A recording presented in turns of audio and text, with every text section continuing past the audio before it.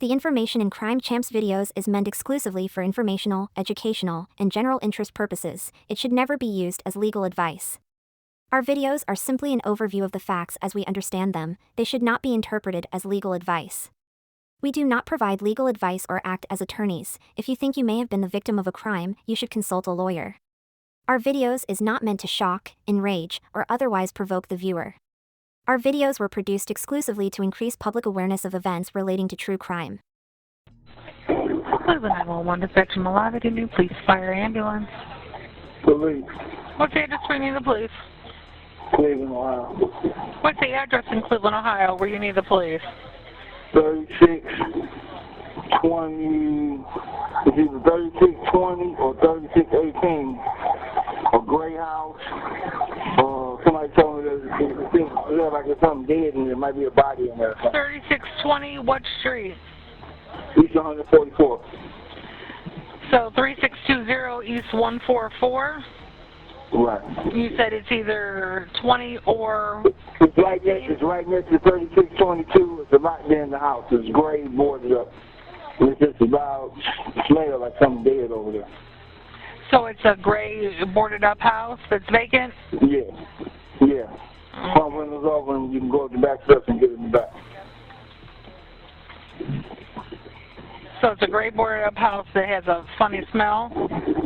Yeah, somebody told me there was 2 bodies up in there, but I wasn't going to look. So I just called. I'm a concerned citizen. You said somebody said there was 2 bodies upstairs? Right. And you said go through the back door up the steps? The back door of the steps so you can get in the house. What's your name, sir? Really just a concerned citizen called them, but you got my phone number because I called you, so. All right, sir. We'll get a zone car over there, check it out, and see what's going on, okay? Okay, thank you. No problem, bye-bye.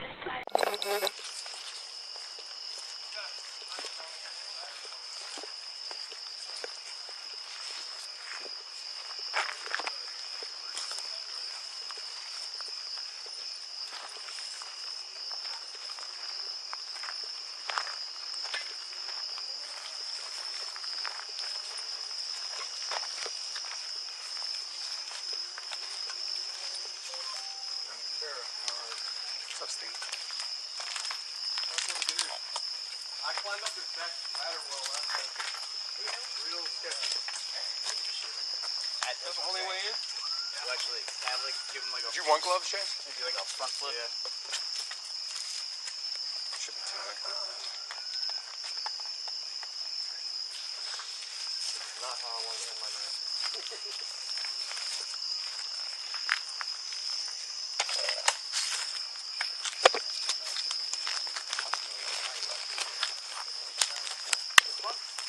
Open. If anybody wants to slide through with me, check the first floor.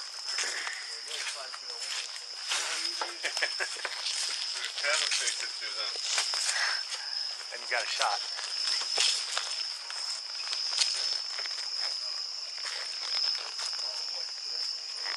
He can barely get up and stuff. Ain't no way I can.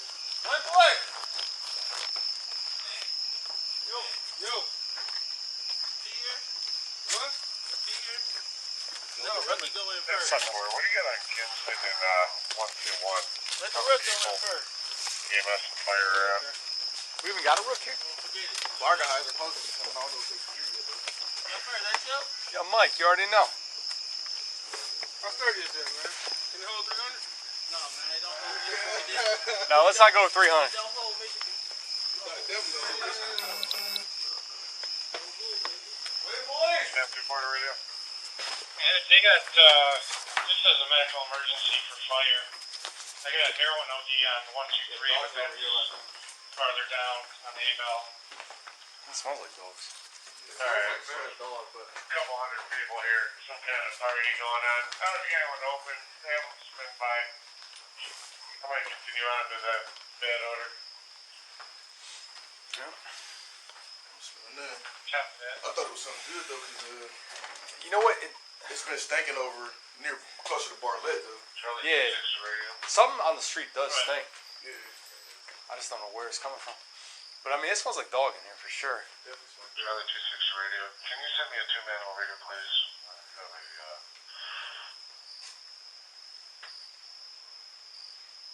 30-year-old female, suicidal.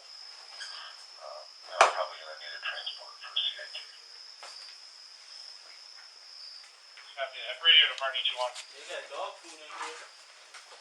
Y'all find anything? A lot of flies. 306 is 119. Let the rookie take it. Charlie 26 is on scene. 30-year-old female, suicidal. There's a lot of flies. Yeah. A lot of But flies. it don't smell like nothing dead, though. No, I don't. Let's say fresh, but Right. I'm just hoping nothing else is crawling in here besides flies. There's like shit all over the stairs too. is it really? Yeah. Like shit, like human shit. Cleveland Police, if you're in here, announce yourself. Yeah. No, I think that's dog shit.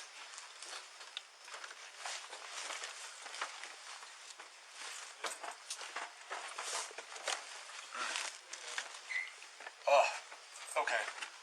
So, a lot of fly. Yeah, I smell that. Oh, dude, What's up? What is it? there's bodies up here. Is it really? Let's see. It's bad. Yeah. Yep.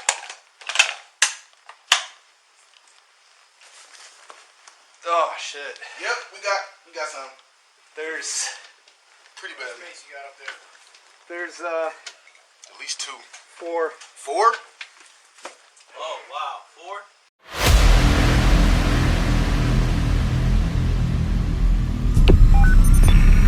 What's your emergency?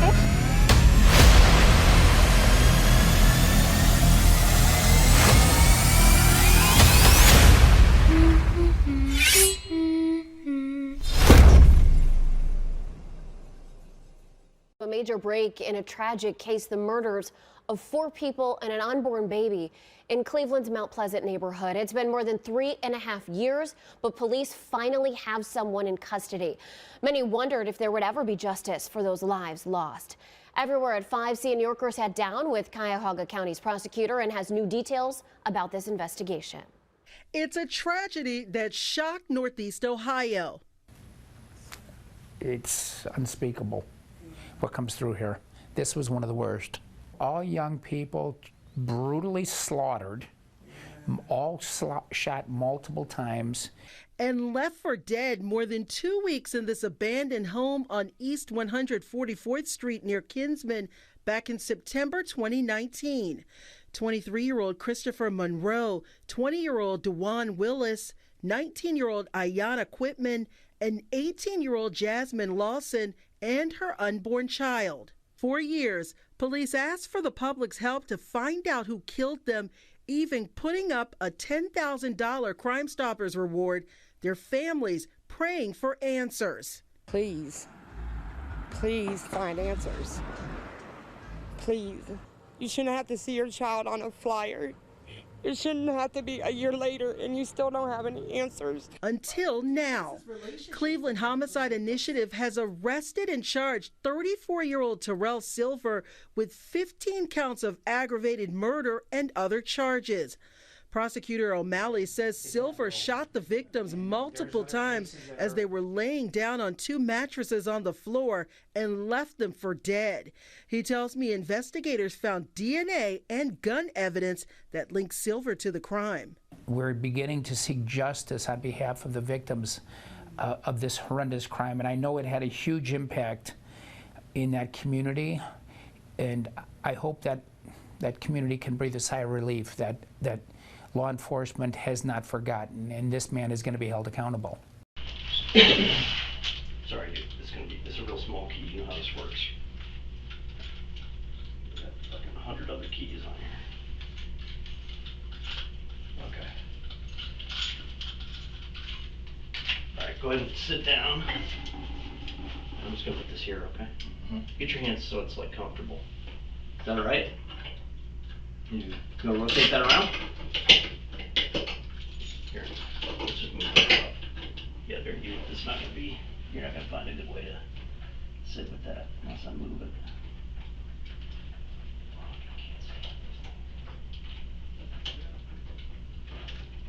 Okay, flip your hand around. Appreciate it. Is that better? All right. Coffee? You a coffee drinker? Sure. Yeah.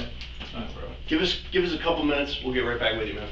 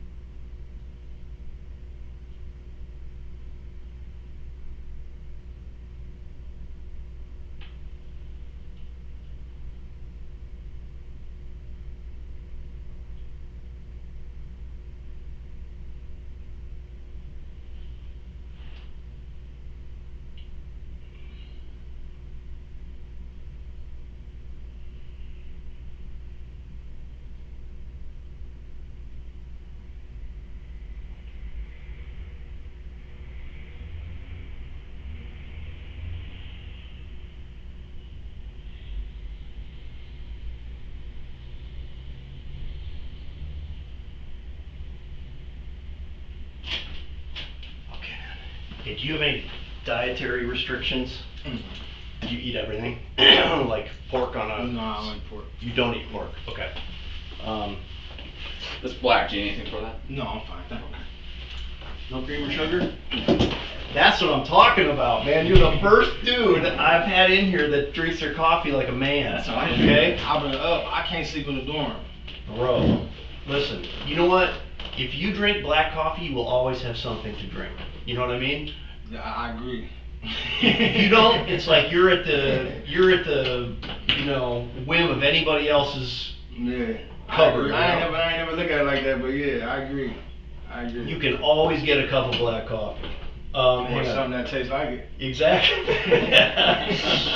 Hey, give me 1 second, man, because our coworker just ran out to Starbucks to get sandwiches because they don't have them here in the cafeteria, so that's even better. But I want to make sure he doesn't get a pork sandwich. Let's see. One with no pork. You don't got a problem if we eat pork on our sandwiches, do you? Okay.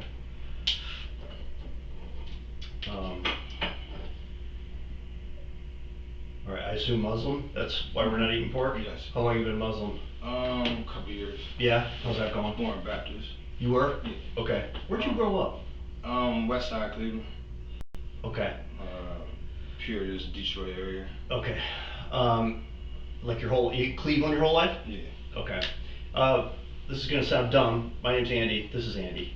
So, right. I know, right? Like, there's no way that we can introduce ourselves without sounding like no idiots. double D or No, it's just fucking lame like that, right? So, I can't get around it, you might as well, face it, right? And no Andy with a Y, No, with an I. it just is what it is. Alright, I take it as that. Right. So, listen, man, you are here on this subpoena thing, and we want to explain why you're here. That's all. Yes, But I have some questions about it. Nope, and no problem. We're happy to answer, and this is not going to be a big deal. But because you're wearing orange and handcuffs and all that kind of stuff, we got to do the whole Miranda thing. Okay, so do you have the form? We do it on a form. We could read it off the wall, but it's just easier if we read it to you off of this. Okay? You want to read that to him? Sure. It's your form. So. I mean, I know my rights, and I can say that, you feel me? Y'all read me my rights on the wall. I got you. It's like we have to say it, Right. and you don't have to say anything. As you know, you can stop answering at any time. We can tell you, you can just listen, whatever, but we actually have to verbalize them. You know what I mean? Understood. Okay. I'm going to just read it right off this paper. Before we ask you any questions, you must understand your rights. You have the right to remain silent. Anything you say can be used against you in court or other proceedings. You have the right to talk to a lawyer for advice before we ask you any questions, and to have them with you during questioning. If you cannot afford a lawyer, one will be appointed for you before any questioning if you wish. If you decide to answer questions now without a lawyer present, you will still have the right to stop the questioning at any time. You also have the right to stop the questioning at any time until you talk to a lawyer. Do you understand that? I do. Okay. And then this next part, I'll read it to you. You can read yourself. I have read the statement of my rights, and it has been read to me, and I understand what my rights are. I am willing to make a statement and answer questions. I do not want a lawyer at this time. I understand and know what I am doing. No promises or threats have been made to me, and no pressure or coercion of any kind has been used against me. I hereby voluntarily and intentionally waive my rights, and I'm willing to make a statement and answer questions. So, with that being said, at So, the end. the deal here is you can stop answering anything. You don't even have to answer. You can ask questions if you want, and we're trying to make this like a fact-finding mission for you to explain why you're here. But the bottom line is, we just have to execute this form in order to like go any further at all. So if we execute the form, then we'll explain, and you can stop anytime. Do you agree? Okay? Here and here.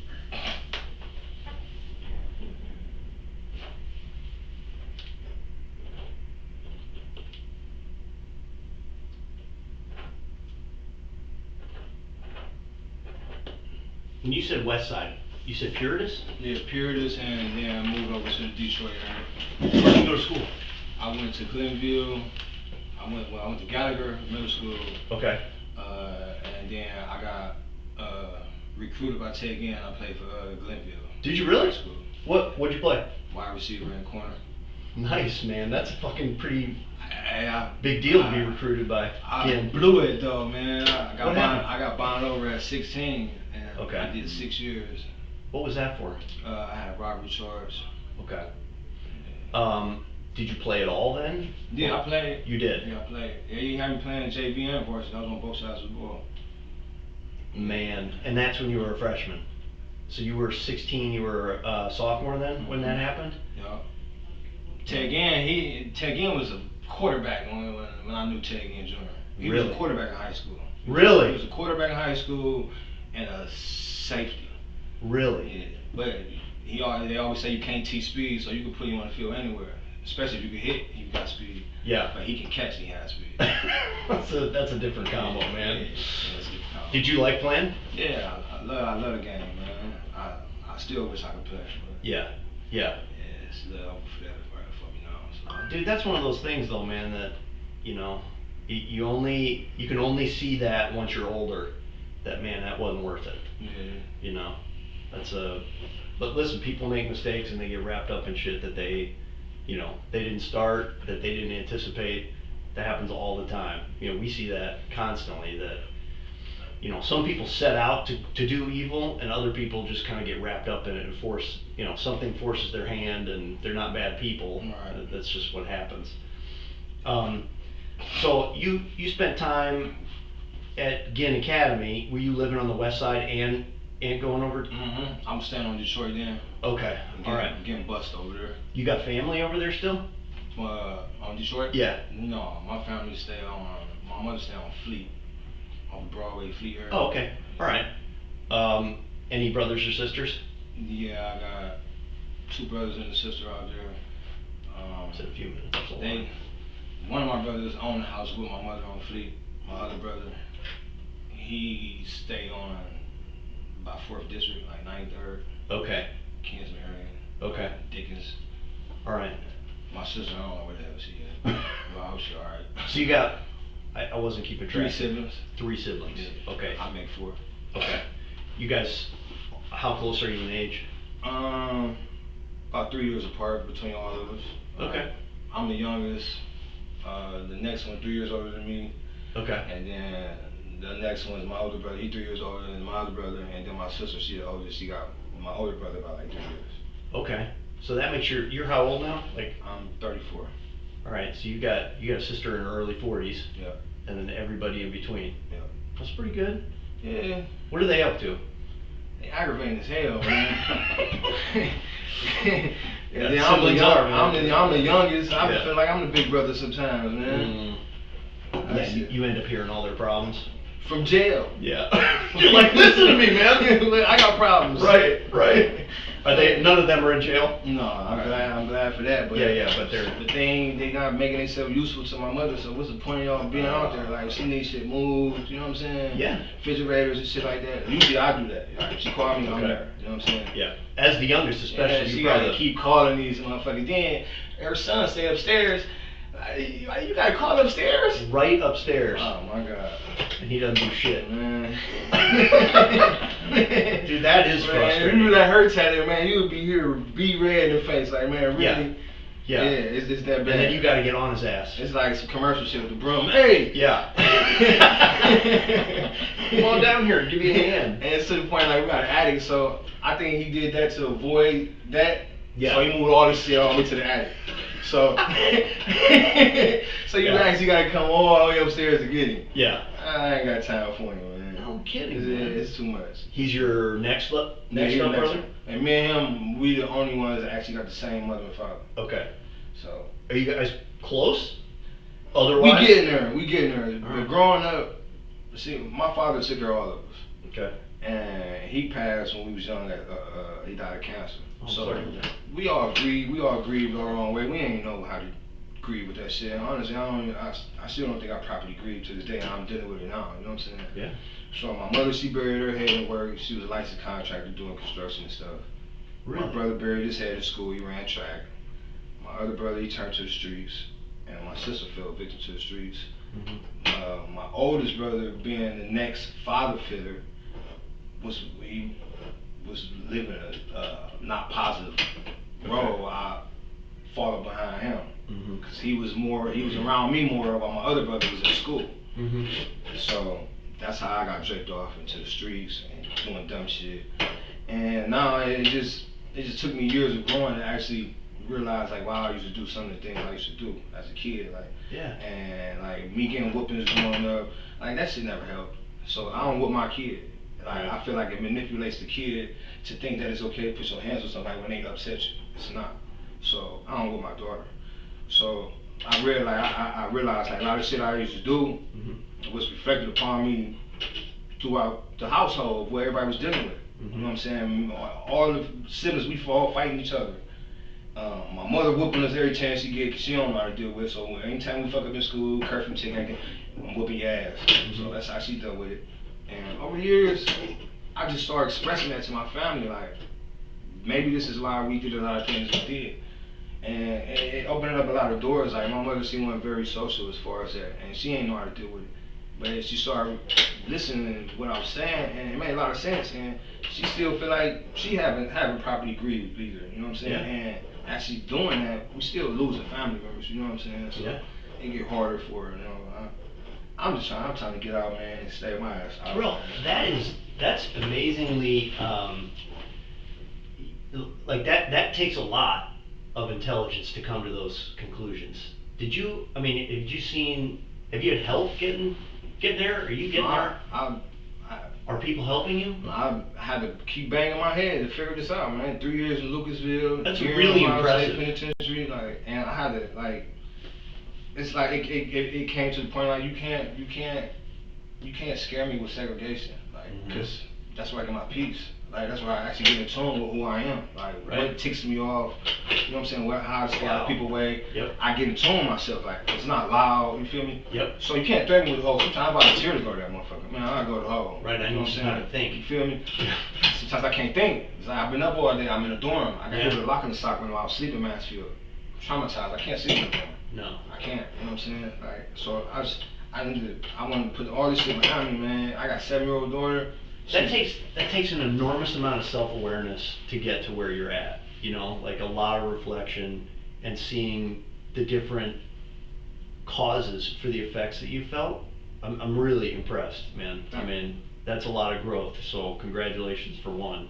I'm curious because we see kids all the time, that 16-year-old you know, that made an impulsive decision and then eventually you're going to have to face consequences.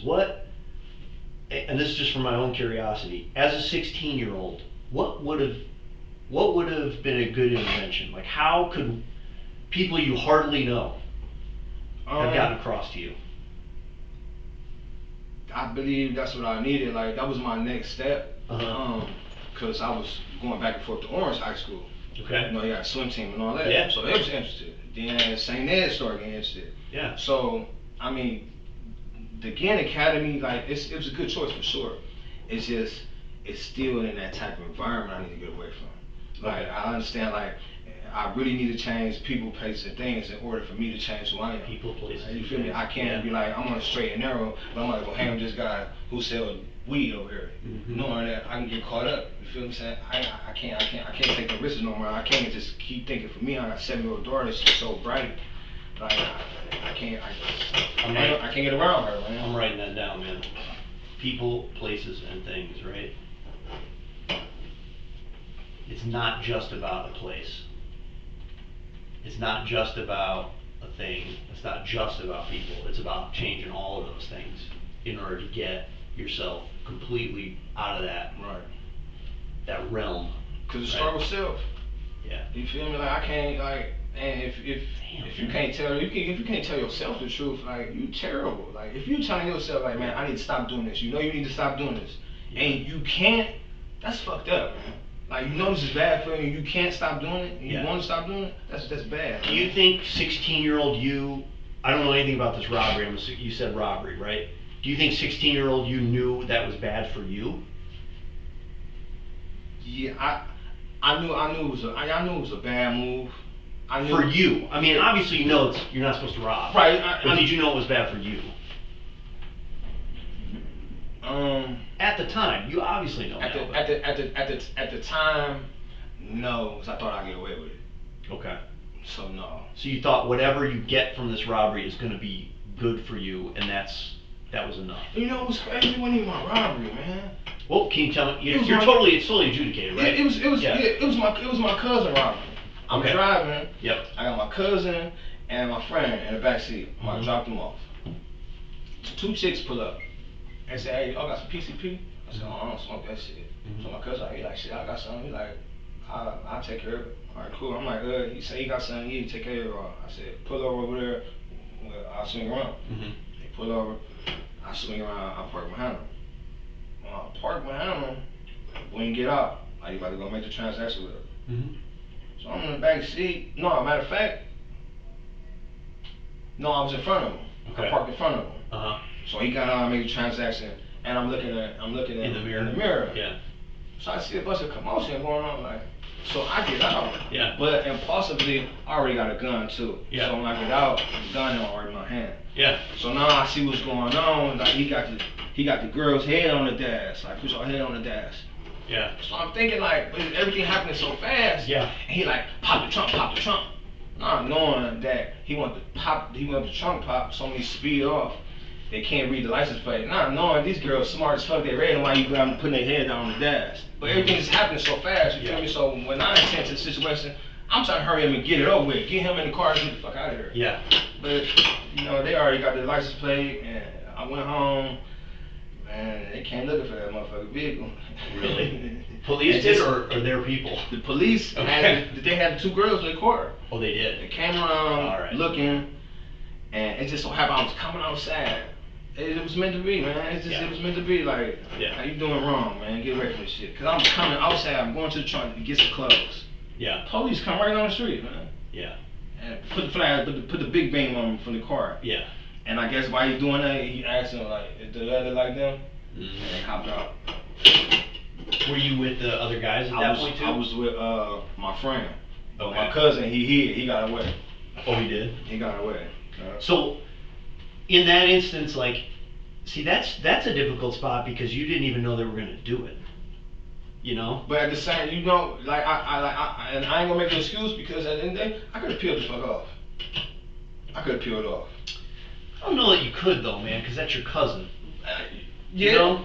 But you feel me? Like now I'm older, you ain't think about me when you went back there and you ain't learning you was about to do this dumb shit. Yeah, but what if something happens to him? You know, like what if those girls get real froggy and they've got a gun and they shoot him, or you know, like, then that's on you too. Like not legally, but on your conscience. You know? I mean, not. So we use not Terrell's days conscious, like. So we use this example all the time, right? At least I do. I say. So I'm not going to tell you about the actual case because it's not done yet, but so here's the situation, right? We're working on a case where somebody's killed. It's it looks random, essentially, you know, like nothing's taken from the person that's killed, but it's two young guys, and it's on video. It's not on video well enough to see their faces, but it's on video, and they approach this person, and the person gets shot and killed. And then the two guys leave. And that's really basically what you can see on the video. You really can't see much, but what you can see is that they don't even touch the person, right? And so it's not like a robbery, it wasn't a drug transaction, we kind of know all those facts. Right. So one of the people has come to us and said, this is what happened, and they explain it, right? And other people know that happened, and they know who's responsible and who wasn't, but they're not cooperating in that case because they think I don't want to get anybody in trouble. But what I explain to them is this scenario: if you and I go into a convenience store, like because we're trying to buy a shell and a drink and chips or whatever, that's what I think you and I are doing. Right. That's what you think we're doing. I have a gun. You know I have a gun, but I always have a gun. I don't rob people all day long every day just because I have a gun. Right. So we go into the store, you get your stuff, I get my stuff, you're walking out, I pull my gun out and rob the store. Are you on the hook for that? I don't think you are. Right. That's the same thing happening in our murder. Don't you, like, right, you know what I mean? Like these two guys? I kind of disagree. Tell me why. I'm going to tell you because they're approaching together. Honestly, you approach me with somebody, and I get shot. You knew he was about to shoot me. I'm sorry. Okay, so let me add this fact. So the person that they approach, they said something that only the one guy would understand. Like made some comment to the one guy. And I'm like trying to keep this generic. Right. So they say something, but again, if it's you and me, if I'm the shooter, this person says something, but you don't, it means nothing to you. It's like I said, color TV. All right. But I know what it means. Now I pull out my gun and shoot that person. And he with me? No, this person isn't with you. You and I are together. Oh, me and you together. Okay. Yep. Okay. I'm the shooter, and I shoot this person. Okay. After they said something to me. Now you had we were just walking down the street. Right. But all of a sudden, this person has said something to me. Now, it's not a threat. Like, they're not pulling a gun pointing at me. What they said makes me angry, and I just shoot them. Are you on the hook for that? You're just with me. That's a tough spot, man. Isn't it? That's a tough spot. It's Especially when all you guys is fucking camera and people's word. That's a tough spot, man. So, I guess my point in that case is we are more concerned about getting it right than we are convicting people, right? Like, that's, to me, the worst thing on earth would be to have somebody in prison for something they didn't do. And in this situation, it's been proposed that we just charge both people. Like, just charge them both with murder.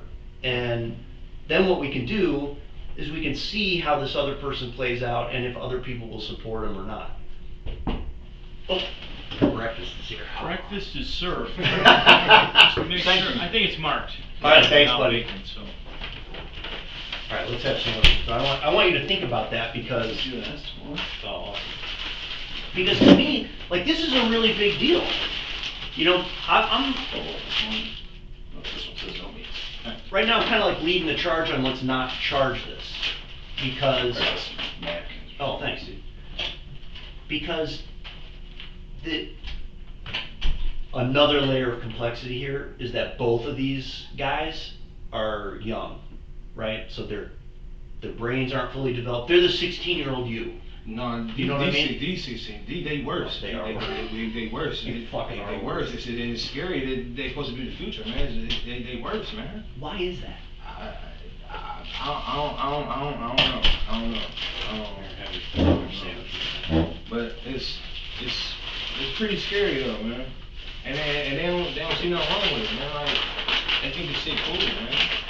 Well, so yeah, please, man. So in this scenario, I know what you're saying, that they're worse and like, there's a different mindset in kids today than when you were 16, but there's also still, the science is there. Their brains aren't developed. They don't have the same impulse control that you and I have. They don't have the same reasoning that you and I have. They don't have the same appreciation for consequences that you and I have. Right. And imagine you're the kid who didn't know this was going to happen. One of the things people are pointing to support charging both of them is, well, he didn't come forward right away. But my argument is, okay, he's young and he doesn't appreciate what the potential implication of not coming forward is. Right. He doesn't know that, look, and you couldn't really convince the kid, I don't think, that look, if you came forward the day this happened, people would be much more likely to believe you, right? Like, this guy went off the fucking hook. I don't know what happened. He killed this person. I want to tell you everything. Right. He'd be in a better position. But this is years later. Like, we're way down the road on this thing, and we had to go to him. Like, eventually we put him in a position where he's like, and I'll tell you, man, he told us this is what happened. I'm just going to tell you what happened. And the thing that I think is impressive about this kid is he goes, I'm probably going to get charged with this. So now, and he's a little older now, because I told you this happened a while ago. Now he's like, I just have to get this off my chest. But to me, I think that makes him look less guilty. Is that weird? You see where I'm going with that? Isn't that crazy? Man, It's a shitty situation, man. Right? Because, I mean, it's so many ways you can look at it, man. Mm-hmm. And then you don't want to put the wrong person in the tight spot, man. Dude. Like, it's, you know, that's tough. Is that okay? Yeah, that's tough. I want, like we do spend, people don't believe this, but we do spend a lot of time trying to get people out of trouble. You know, like, cause the streets say a lot of shit. And people always come to us with, the street said X did it, Y did it, whatever. Right. And that's just rumor, you know? Like, people just bullshit. And then one person bullshits somebody and they don't know they're being bullshitted, all of a sudden that's gospel. That's the fucking truth. That's like when you was in school. They tell you whisper one thing, when Uh-huh. you get all the way around, the whole fucking whispering the same. Mm-hmm. Right. So we end up being the last seat in that circle a lot of times. You know, comes back to us. You said red cap, we got green tomato, you know? And what we try to do is, especially when a case goes to a court, right? Even if we had the right guy, all that right guy's defense has to do is point to the wrong guy that we got information on and say, see, there's evidence that this person did it. So a lot of what we have to do is prove that this person didn't do it before we even prove that this guy did do it. You know what I mean? Right. So we spend a lot of time trying to do that, and to me, sometimes that's the best work we do, because I mean, not to bore you with this, but I had another case not that long ago where a guy came in here, we brought a guy in here, and that's what happens. People don't walk in, right? You know how it goes. So we bring a guy in here, and he tells us that he knows that this one particular guy was involved in this carjacking and that killed a guy. And he shows us text messages on his phone where he's talking to the guy who he says did it. And the guy who he says did it is talking about how they bodied that bitch. You know, he's like, we did this, you know, Michi shot him with the double nickel, you know, like, I mean, all this stuff, like, and so that looks like a fucking damn good suspect, right? He's saying things, but when I'm reading these messages, he's talking about like, yeah, and then we took the car and we put it in the lot and we wiped that bitch down. Like, man, but when we found it, it was on the street and it didn't smell like bleach or nothing. You know, like it wasn't, right. Like that didn't exactly match up.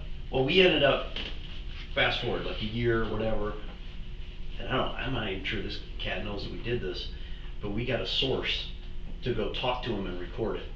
And because we didn't believe it. And not believe it. I didn't think he was gonna tell us the truth, right? But we get this source and he then tells the source on the recording, he's like, oh man, I didn't do that shit. Dude, these 4 guys did it, you know? Well, why did you say you did? And he's like, man, I wasn't, you know, I was just playing kind of thing. You can't. Bro! You playing with fire, dude! Yeah, fire? Uh-huh. That's propane shit. You're playing with your life. Yeah, so, I mean, bottom line is, I think that, oh, hang on, Kristen's locked in the hallway. Let me tell Dave, can you get Kristen? Get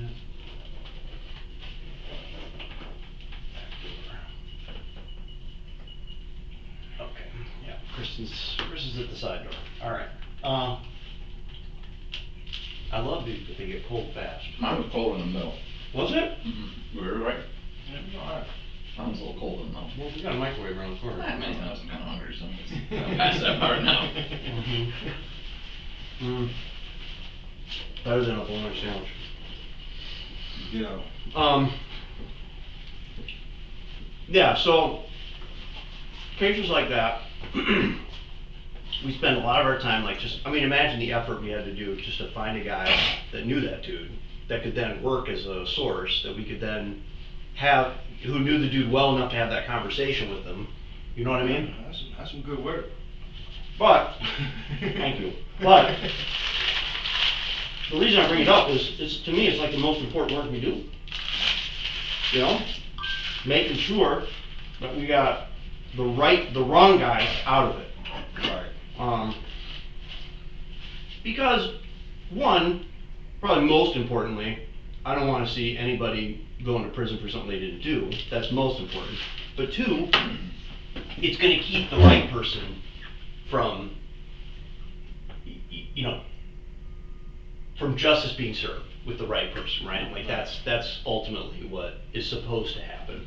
I'm also not like a big, you know, I'm actually not an eye for an eye kind of guy, like a life in prison kind of thing. You know, people do things for a lot of different reasons, and there's a huge spectrum. And I think the journey that you've taken with your own self-realization, understanding where you came from and why you did the things you did, may have led you to the same place, but this spectrum of why people do the things that they do is all the way from crazy maniac that is just like, I mean, a heart of evil, right? Down to, you know, self-defense. You know, I was just protecting myself. Big difference. But in between there is all kinds of things, right? Yeah. All different kinds of motivations, and to achieve justice, they shouldn't all be punished like the guy who is, you know, the most evil person on earth, right?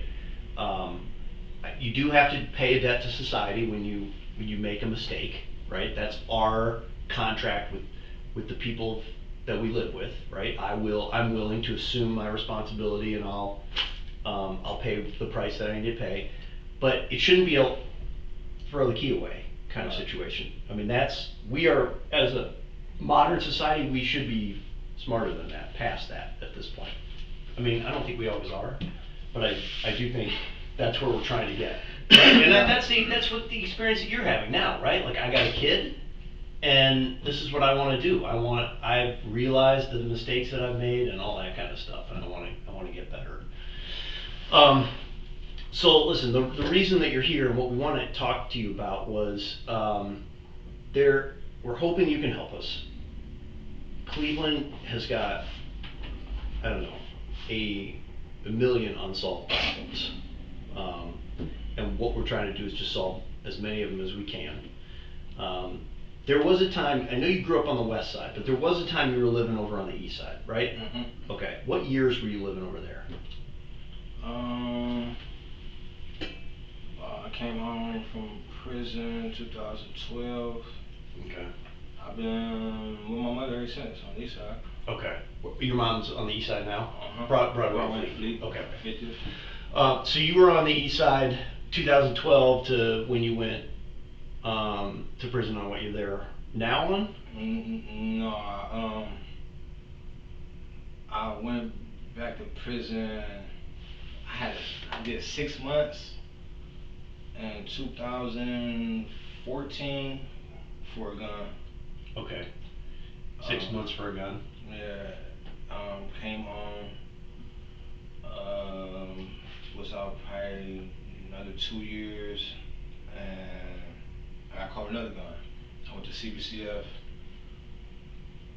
and they violated me from CBCF. Another guy escaped. I was in awe, stuck, like, damn, he really escaped. And then they said on camera, they're like, I had something to do with it. I said, Your Honor, if I had something to do with it, I would have left with him. Right. He gave me 3 years for that, man. You're kidding. He gave me 3 years for that. Because you said you had something to do with somebody else getting out? I would have left with him. Why would I do that? I would have left with him. They caught him. He got less time than me. You're kidding. I'm not kidding, man. I'm not kidding. I'm not kidding. That was the year my daughter was getting born, man. And you did 3 years on that? Came home, she was like 2.5. So when you came home, that was what? What year was that? 2019.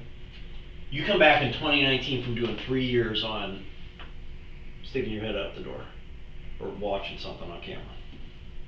And your daughter was how old then? She was just getting born while I was at CBCF. Okay.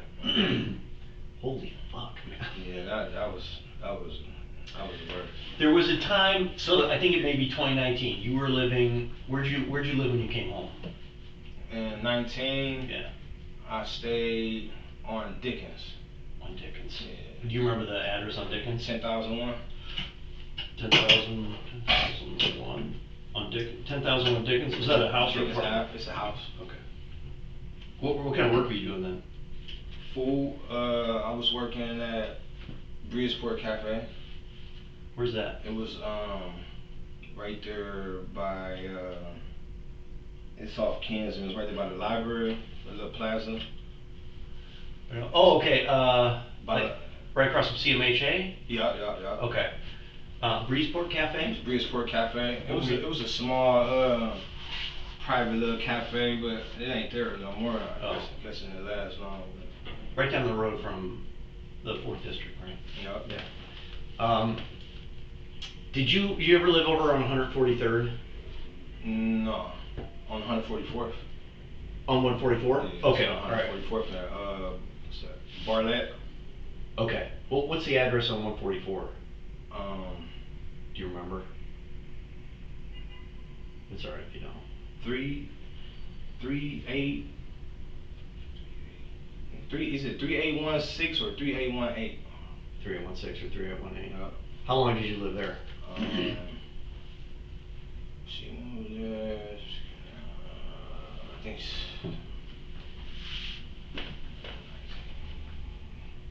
probably like 3 years. Okay. I had got CMHA, and I had a place on 98th and Union. Okay. In a high rise. I forgot the name of the high. I know what you're talking about. It's the one high. Yeah, it's the only high rise. Right. Yeah. So that's a CMHA housing on Union. That place. I'm going to digress again, just because it's interesting to me. But have you ever affiliated with the Crips or anything like that? Do you know any Crips? There's like there's a Crips hangout spot over there. What? And you know what? It may be more recent than your time out there. You know what I mean? Because I had the exact same reaction you did. Like, Crips? What the fuck are you talking about? Do you know there are actually quite a bit? Yeah. Now I do. Yeah, I didn't know either. I knew the GDs hang out downtown. Yeah, but that's like old news. That's child's play. Yeah, that's right. Well, and the Crips are just like anybody else. They'll tell you they're a social group. But this shit is news, though. This is news. Right? I know. I only bring it up because it's pretty close to there, I think. So, when you get that housing, 98th and Union, were you just kind of split your time between the place on 144? No, I was staying there. Oh, you were? Yeah, okay. So that's where you moved to after 144? You weren't ever living at these two places together? No. Okay. When I had got my CMHA, my mother sold the house on Barlett. Oh, she owned it? Yeah, and and the one she down there on Fleet is on. The one on Fleet on and the one on Dickens on. Okay. Because your mom was in contracting. Was she working on those houses then? Off and on. Okay. She a case manager at Harbor Lights too, so. Oh, really? Yeah. Is she still doing that? That's awesome. Yeah. And does she have like her contractor's license and all that kind of stuff? Does she flip houses and? Man, this is a crazy housing market to be doing that kind of work. It's booming right now. Yeah. It's booming right now. I can't imagine she's got a lot of time to be a case manager if she's working on these houses. She's working on her own house when she gets time. That's about it now. Yeah. Okay, so and this is kind of what we're focusing in on, that 144 Barlett area was not known for its peace and tranquility at the time, right? Still kind of got a lot of stuff going on. Were you aware of any incidents that were going on over there? I know you were working at this Breezeport and all that kind of stuff, but I know one in particular incident is part of the reason why she left from over there. Okay. My nephews, I have two nephews who stay with my mother. Okay. So he's sentenced already right now, so. That's casino, I bet. Yeah. So the murder on Durkee and all that shit. So that's why she left from over there. They shot her house up. They shot my mother's house up. Right, She in left. retaliation for what they believe. She left from over there. Okay. What house did they shoot up over there? That The one one on Bartlett. The 144 house that you were staying in? Yeah. When did they shoot that up? Right after it happened? It was January. I know it was January for sure because I was serving my parole violation. Mm-hmm. And she was on the phone and January 2020. I think so, yeah. So that one happened October 3rd. That was Halloween, October 31st, 2019. That's when. That's that turkey. With the sound, that dirty shit. Yep. Yeah, I was talking to her, my mother on the phone, and she was just, man, it just blew me. Like she was so scared, and at the time my uncle was over there, and they shot again, and one of the bullets came through and barely hit him, and the bullet landed on him though, like. And she like, that's it. No, what was the last straw was they threw a cocktail bomb through her side window. Yeah, she got the fuck out. On that the same house you're talking about. Yeah. So they shot at the house. They shot at your uncle. Well, he was in there when they shot the house. So it's the same incident that he almost gets hit, and then they also threw a cocktail at the house. Yeah. Was that when did they throw the Molotov at the house? That might have been January too. I know I was still serving my parole violation. Oh, dude. And so she was like, "We're out of here." And it was just. And then she wouldn't let me get back on the phone. I went to the hole that day, man. Listen, somebody's trying to kill my family. Yeah, my mama. For real, man. I mean, besides myself, man, that's all I got. My mother, man. I mean, now I got a daughter. You know what I'm saying? But that's my mama, man. Like, you know what I'm saying? Then I don't know what my nephew's into. You feel me? Right. They out here, you feel me, doing weird shit. They'll pop a woman and change clothes, and y'all back out. I don't know what they into. You feel me? Like, I don't even know who the fuck to look for. Like, and my mama, she got cameras on her house. Like, so they rewind the camera, and showing it to the police. Like, and she was just so upset that she couldn't get no results from the district. She's like, fuck that, I'm getting out of here. She's out here for my safety. I'm glad that you got her out of there, though. I mean, that she got out of that area, because that stopped it, right? I mean, they didn't find her wherever she went to. Yeah, they stopped it. You know what group your nephew was into that was causing all these problems? What's crazy is, from what I heard, they was the same shit. Right. I mean, you're hearing the right thing. Right, you know what I'm saying? It's the same group. It's not like one group on another. This was like an internal Like, I gave that up one time, though. Like, I was the hardest fellow for 20 years. Mm-hmm. Like, I'm in trauma right now. Okay. So, you know, they want me on count, and I'm cool. Really? That shit. Yeah, I don't How do you do that? Like, where you're at, how do you say I'm not? I'm gonna fight, man. I'm gonna fight for what I believe in. Like, I done fought so much and gave up so much for this shit that wasn't for the right thing. Yep. I'm not about to keep doing it. And ain't none of y'all gonna make me do it. Right. Like, I'll fight y'all. Like, you know what I'm saying? Ain't nowhere they can send me. Ain't no state of Ohio. I ain't been. So, you feel me? At least that shit'll be behind me. I ain't gotta deal with y'all no more. And when you ain't in the game, you can live your life the way you wanna live your life. You can't do that shit when you're in the game. You gotta be tough to do that, though, man. Yeah. You can't do that. I refuse that. I mean, they say you gotta be a great father sometimes to be a great leader. Mm-hmm. I believe that to a certain extent. And I learned what I needed to learn while I was following. And I'm done with that shit. I'm gonna leave. I'm not about to, no. You know. Do they leave you alone? Yeah. Ain't nobody about to make me do nothing, man. Like, because you got that reputation. Yeah, then you got a whole bunch of young punks coming in. And you know what I'm saying? And then the gang shit, man, it's just overrated, man. It's just, I don't even know why they even call it a gang no more. Like, they don't even stick together. Yeah. This shit is overrated, man. Like, you know, hardest fellas is different branches. Yeah. But they opening up different branches in order, it's creating a power struggle. Okay. Okay, so. Right, one leader versus another leader. You know what I'm saying? So, just for example, say 4th district branch, 3rd district branch, 2nd district branch. You're on the 3rd, I'm on the 4th, he on the 2nd. He tell you gotta go whack somebody. I'm saying, I ain't gotta go do shit. I'm 3rd district, he's 2nd. Yeah. You feel what I'm saying? But at the end of the day, he's a higher rank than you. But people keep them branches open to keep them from having to get their hands dirty and have other people do shit that they don't want to do. Interesting. You feel what I'm saying? Yeah. No, man.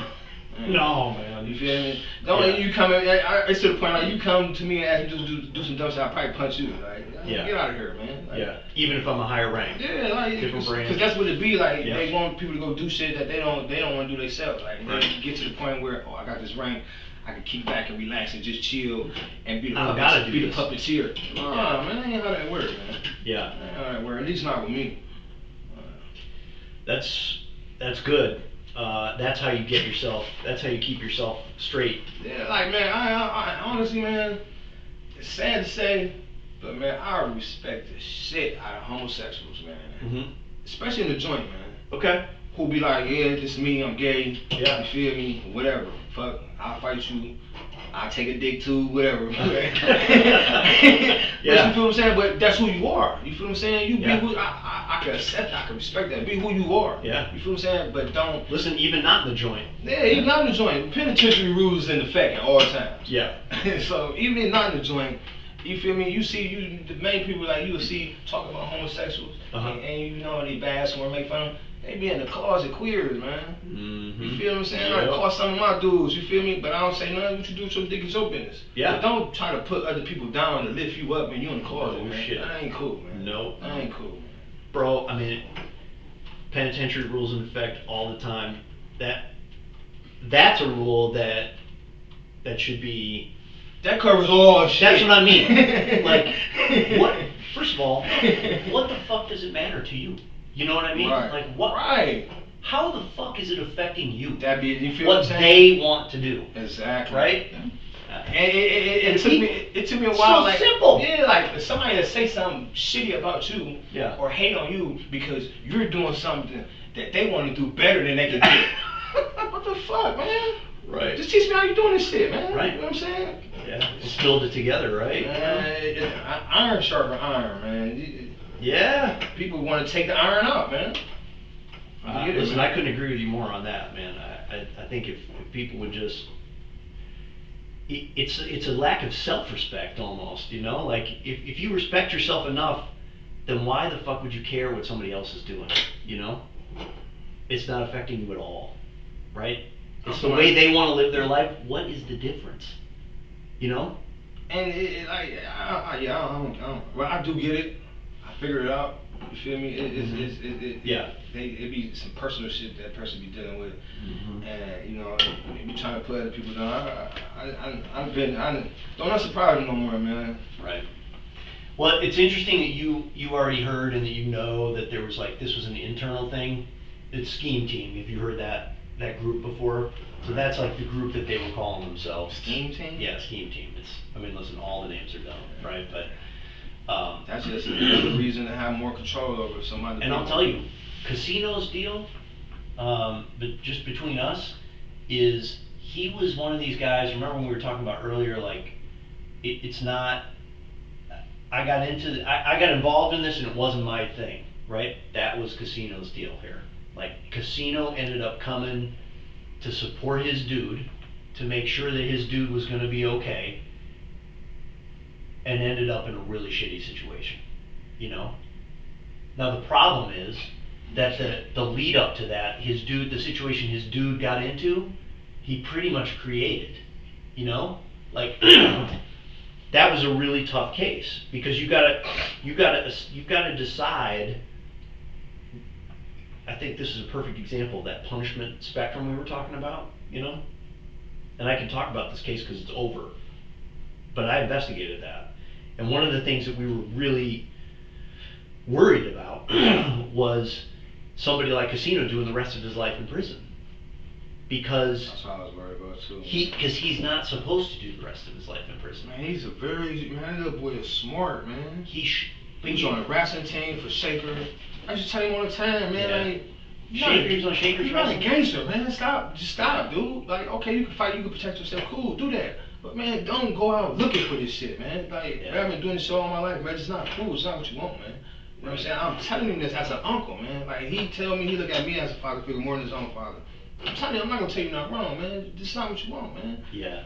And then, I mean, literally, man, this is probably was a few days before that. Yeah. know what I'm saying? I had got on him and his brother ass, like, what y'all doing? And a few days later, sure enough, like, I'm on Instagram. Yeah. And somebody personally put his picture up there. That wasn't even a real mugshot. Like, somebody went and found that motherfucker and put it on there. And put their own caption under there, like, yeah, we looking for him. So I'm like, man, what the fuck? Got looking for him, trying to see, I couldn't get a hold of him. And then word came back around to me, what supposed to have happened. He wouldn't even come to his own grandma's house. Yeah. You know what I'm saying? So I can't even get word from him. He won't answer the phone. Oh man, I can't talk on the phone. Bro, you need to tell me something.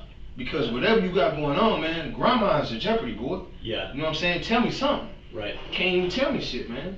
So then I go down on his parole violation, like, all I could do was pray for my mother, man. So she moved, so I was cool. But yeah, casino, man. But I mean, he came. If you ask me, he came out.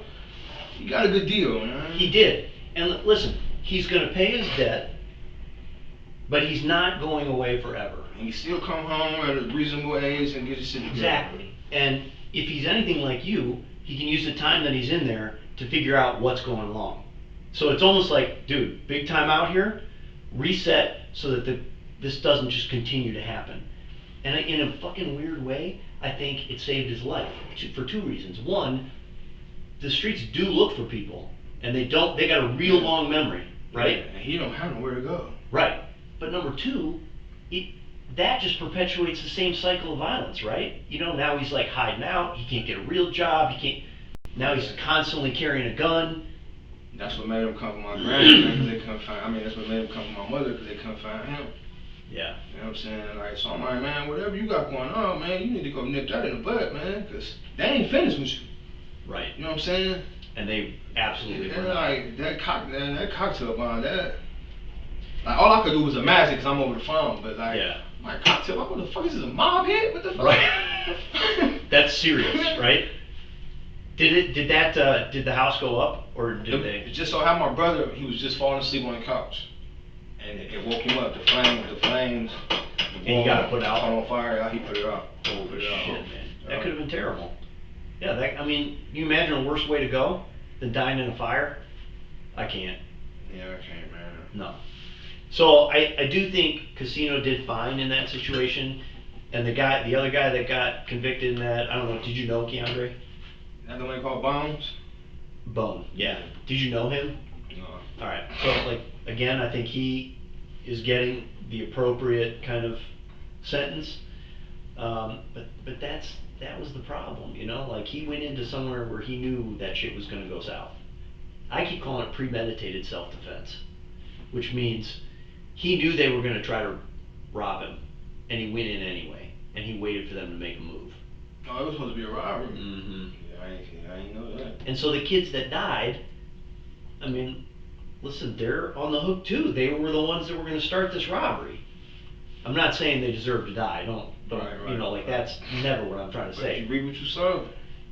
But look, man, where's the line between I get to protect myself and I'm not going to let that happen to me. I'm not going to let them take my gun and kill me. Right. Right? So I'm allowed to protect myself, but if I know that's going to happen, and I go in there anyway, and I bring my buddy, and I tell him, like, bro, when this goes south, we're shooting our way out of there. Don't go in there! Right. What the fuck you going in there for? Right. This is like scary, we don't go in there. Right? No! And that's on Casino too, man. They're gonna do what? No, we ain't going in there. Yeah, they ain't going in there. So, you can't say that he's not responsible for something. You know, he's responsible for himself for making that decision, but he's also young. That's why I say people play the things, man. I know. You know what I'm I saying? wrote it down. If he ain't had a dope, yeah, they wouldn't have been there at all. Right. I wouldn't have no dealings with you. You wouldn't have shit to say to me if I ain't had no dope. Right. You feel me? All that lead. So what the fuck happened? And that's why I do really think that in multiple ways this is going to save Casino's life. He's got time to figure out how to short circuit things continuing to happen, that cycle, and nobody's looking for him. I'm looking for him. I need to get a hold of him. No, Yeah. he need guidance, man. He acting out right now. He already got assault. You can send him letters, right? Yeah, he already got assault. He in Lebanon right now already. He got an assault? Do you have his SO number or his inmate number or anything? I gotta go on. I gotta get you offline. We'll get it for you. He under Reagan-Stokes law, right? Yes. Yep. Yeah, he needs to sit his ass down. Yes, he does. All right, so we'll get you his inmate number to help. I mean, that you need that, right? To write him. Yeah, I can do that. You got it? I probably won't write him until I get back to Trumbull anyway. Okay. How about, all right, so that was a big deal that happened over there in 2019, October 31st. Anything else that you were aware of happening over there? There's all type of shit going on there. I know. Anything else you can think of? What the fuck is his name?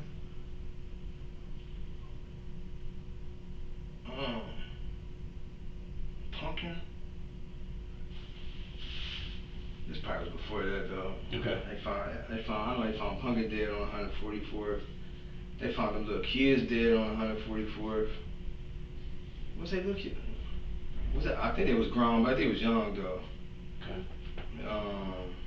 Who's Pumpkin? Pumpkin, he stayed on 144th. I know he used to sell dope, and I think they had robbed some Jamaicans. And them motherfuckers, the Jamaicans know they weed, man. Listen, this is not the first time I've heard Jamaicans, and actually, the scheme team guys, there's a Jamaican connection there. What is the deal with the Jamaicans in that area? Did you ever deal with them? I know, like, as far as like the chain of command with that Jamaicans, it's difficult. You gotta find a Don Dada, the shop caller. I ain't looking for him. Okay. So there's a guy. Yeah. What's that guy's name? I don't know. Okay. So there's like a head of the Jamaicans, and is it a pretty tight group? I would assume so. Okay. You never had any dealings with them? I know how they move though, like, so I knew like them stealing that weed, like they know they weed, and you can rob somebody with some weed then sell it. Do you know? Okay, this I think is one of the things I want to ask you about. So you know about the scheme team kids stealing the weed from the Jamaican? No, this is supposed to have been Pumpkin. Oh, Pumpkin. Yeah, okay, and that's why they whacked him. Yeah, they had found him dead. Do you have any idea what Pumpkin's real name is? I don't. It was in 2019 though that this happened, or early 20. No, probably like 18. 18. Yeah. And he was involved with stealing weed from the Jamaicans. Mm-hmm. Okay. Because there's also this. It wasn't Casino, because I don't think Casino wasn't real tight with the scheme team guys. He was a weed supplier / a friend of Casino or Keandre's, but there are scheme team guys that did a home invasion of a guy that was selling for the Jamaicans, and then ended up. I mean, it's a long story, but a kid ended up getting killed over that. Because these scheme team dudes. I know. Well, Harvard. Oh yeah. It's the Harvard area. Yeah, Jake Park. Yes, exactly. Yeah. Okay, so Pumpkin, this is a body found. He stayed on 144th. Was he killed over there? They found him over there. Okay. And the word on the street, at least, is that was because he stole weed from him. Did he steal with anybody else, or? No, they only found him dead. Okay. And then the kids. I think you're talking about the 4 kids in the vacant. I think one of them name was Chop. Okay. Yeah, I think they called him Chop. Okay. What do you know about that? Not much. I know he was beefing with some dudes on 144th. Okay. But man, them little dudes, you know what I'm saying? They had situations with everybody. Like if a crackhead didn't want to buy their dope, they shoot at him. You feel what I'm saying? Dumb shit like that. Like that's I don't know. So then you got a big dope boy on 144th. Okay. He caught a gun charge. Well, rather be paid his bond or not, he got out. So now when it comes to shit like that, you can't just say somebody snitched. You ain't got no paperwork. That gets you killed. You know what I'm saying? You ruin that reputation. You're a big dope boy. You saying you're a snitch. You know what I'm saying? So that caused a conflict with him and a dude named Snake on 144. Oh, you feel what I'm saying? Yep. So they had their little situation, whatever words, but from my side, none ever escalated from it. You feel what I'm saying? I was still seeing both of them every day. Okay. You know what I'm saying? Oh, you knew Snake and Chop? Yeah, I still see them every day. Like, okay. And like, it didn't seem like much, you know what I'm saying? But, you know, people still was talking like, oh, he ain't saying he a snitch, he's saying he a snitch. Who was saying who was the snitch? They were saying that Chop was saying that Snake was the snitch. Okay. Because he came home? Because he came home on a gun case. I got it. You know what I'm saying? Like he shouldn't have been coming home quite as quick as he did. Right. Okay. But yeah, but you can't just. You gotta have some. Yeah. You gotta have some proof. You come to the streets like that, you gotta have some proof, man. And then you're saying Chop, because I do know this, would shoot at crackheads on the street, just like from the house. Yeah, this dumb shit. Dumb shit though, like you feel what I'm saying? You can hit anybody, man, like. Right. So Snake and Chop had beef, but they weren't really talking to you about it constantly. No. It wasn't like yeah, cause I wasn't friends with neither one. I mean, quite as kept, I buy a little dope from Snake. Okay. Yeah. Sell a little dope or whatever. You feel me? And for some reason, like when I come for my business, people feel open to talk to me about some shit that they got going on. Like, yeah, man, you know, this little bitch ass motherfucker over here, man, such, shit like that, you know what I'm saying? It's just politics, but I'm grabbing my shit, I'm going, you know what I'm saying? I ain't got nothing to do with that. So you would buy from Snake, would you buy also from Chop, or you were selling to Chop? No, Chop sold. Okay, so but he was getting his shit from somebody else. I got it. So, but you purchased from Snake, you did not purchase from Chop. No. Why would you see Chop? You mean Chop was selling in the same area. Got it. Okay, so he bought from somebody else, and then you guys are both selling in that area. Yeah, I guess his brother, he got an older brother who sold dope, but he from like Cedar area or whatever. Okay. So I guess he used to drop the dope on Chop. Okay. And be like, give it me when you get done. You know what I'm saying?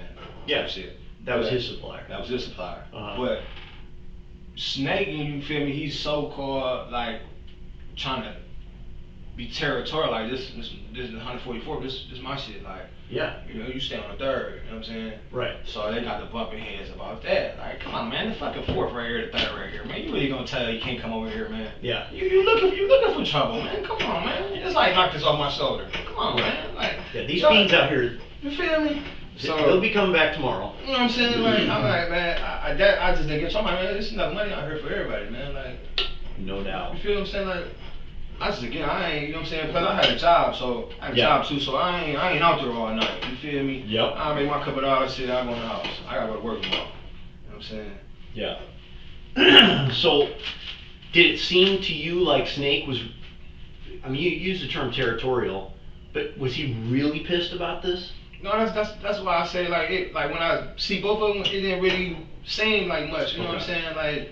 Like it was tension. You feel me? Yeah. Like fuck you doing over it? What you doing over it? What you doing over it? Like it wasn't not like that. But you can catch the glances and the stares, the suspicious and the mysterious looks. You know what I'm saying? Yeah. It's shit like that. You know? Yeah. Things that go without being actually said. For sure. Especially when you already know it's something in the area and the neighborhood. So. Yeah. Did you ever see the two of them together talking? No. Okay. Is that they weren't going to get together? Yeah, I ain't. They weren't friends. Yeah, they weren't friends. Okay. Yeah, they weren't friends. Like I mean, we weren't friends either, but I could approach it. You feel me? None of us had a personal situation, so I mean, I was neutral. Like I can go talk to Snake and I can talk to Chop. You feel what I'm saying? Why wouldn't Snake have a problem with you selling in that neighborhood? He ain't know I was selling at first. Okay, but you're actually buying from him. Right. I forgot about that for a second. Right. Okay, so when he's pissed that Chop is selling in the same area that you're selling his dope, did he ever tell you to get territorial with Chop? Like, man, this is all maybe because I was spending with him. Okay. But Chop, like me and he was in the same lane pretty much, like small time dealers. Okay. You feel me? We weren't suppliers, you feel me? So he sold his little shit, I sold my little shit. My dope was better than his though. Oh really? Yeah. So he sold his dope, you know, he make the crackheads go ooh, cause it's a big rock. Okay. But there's hella soda in there, you know what I'm saying? Okay. So after a while, you know, you know, Snake, you throw his little salt in the game, like, man, y'all buying that bullshit ass dope, let's blow up over here, come over here, we got the good shit over here. Yeah. You feel me? It's promotion, man. Yeah. You feel me? So go back and forth about that, but it wasn't really, never really, like, yeah. It come to certain points in times where I be like, man, Snake, I said to myself, like, Snake, you a bitch. Yeah. Because you talking all this shit like you upset about him, but when you see him, you don't say nothing to him. So this is what I'm thinking on myself, like, man, you a bitch, I ain't gonna do nothing. Yeah. Let me get what I'm gonna get up out of here, you feel me? Yeah. And that's all it was to me, you know Yeah. what I'm saying? It's just politics. But then he ended up dead. Yeah. It became more than politics. Everybody looking like, well, you know, he had a situation over here, he had a situation over here, he had a situation over here. Yeah. What do you think? I don't know. I mean, you had to think on this for a minute. I thought about for why it's on my street. Yeah. It's on my street. Yeah. So.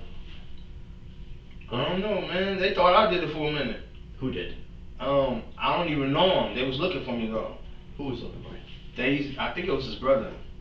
Not the police, but the streets. Yeah, but like, I gotta be careful how I move because motherfuckers looking for me that I don't even know who to look for. Why do they think you did it? Yeah, you were cool with them. You feel what I'm saying? Yeah. Like we weren't friends, but we weren't enemies either. You feel what I'm saying? Yeah. Like so, I don't know, man.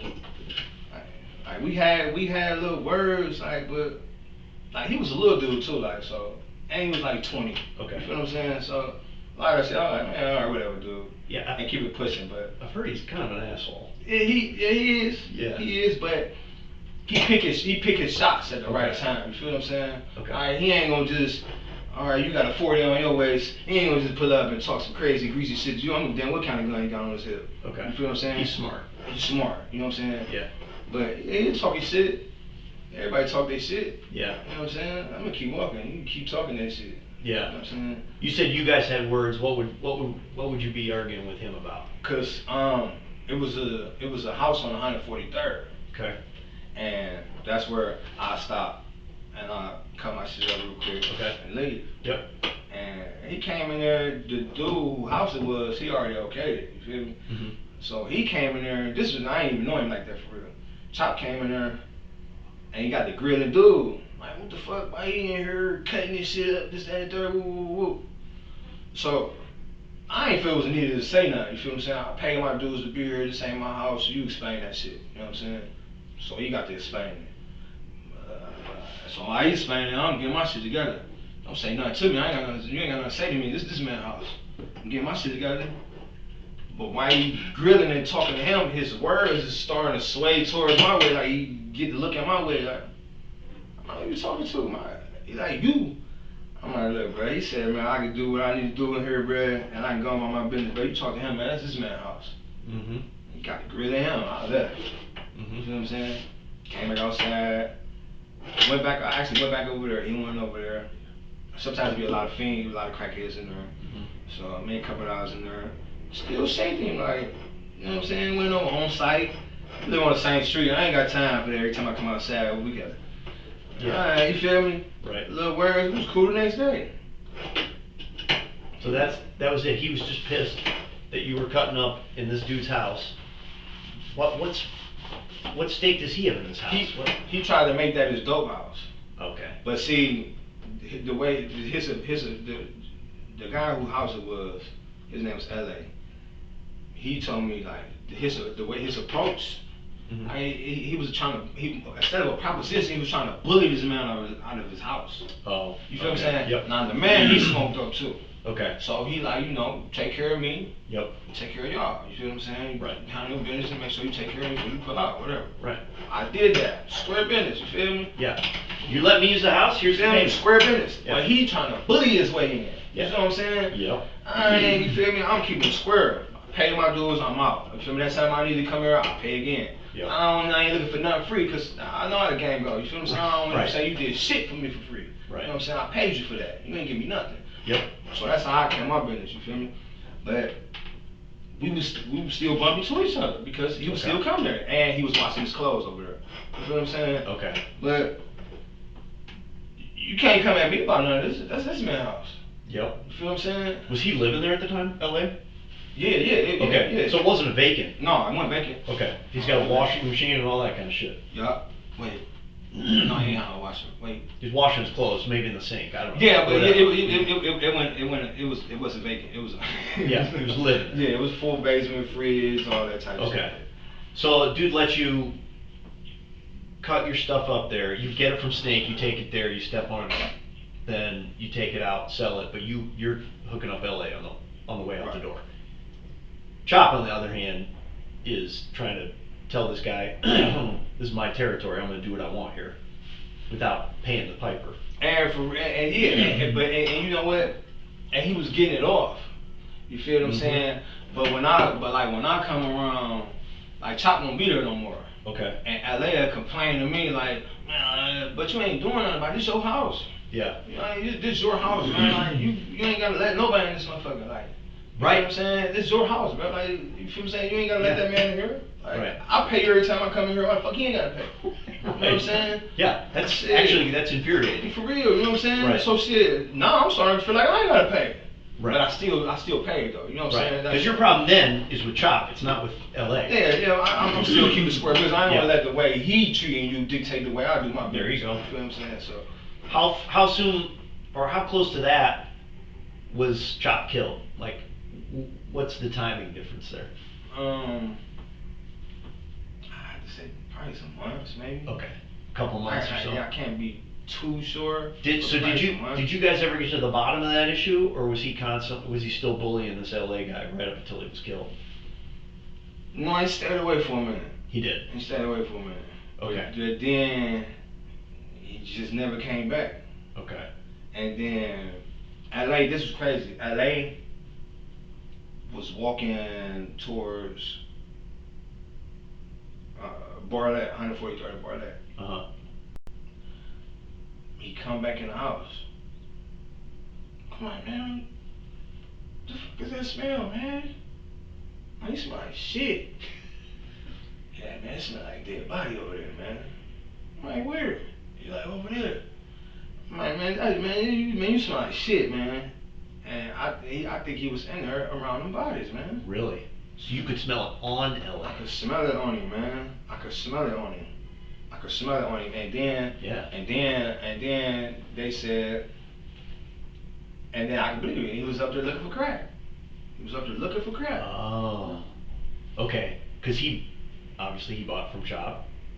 So you think he went into the house? I know what he did, man. He smelled straight like. You could smell it. I could smell it, man. But I didn't want to test it. You feel what I'm saying? For sure. But I smelled it like I never been up on a body to be like, ugh. But I knew like, what the fuck, man? It's like you just climb out a fucking sewer, man. You feel what I'm saying? Then days went by, and then he said it again. He like, man, that gotta be a body over there, man. There gotta be a body over there, man. And I think him and Isha, I think him and Aisha made the call.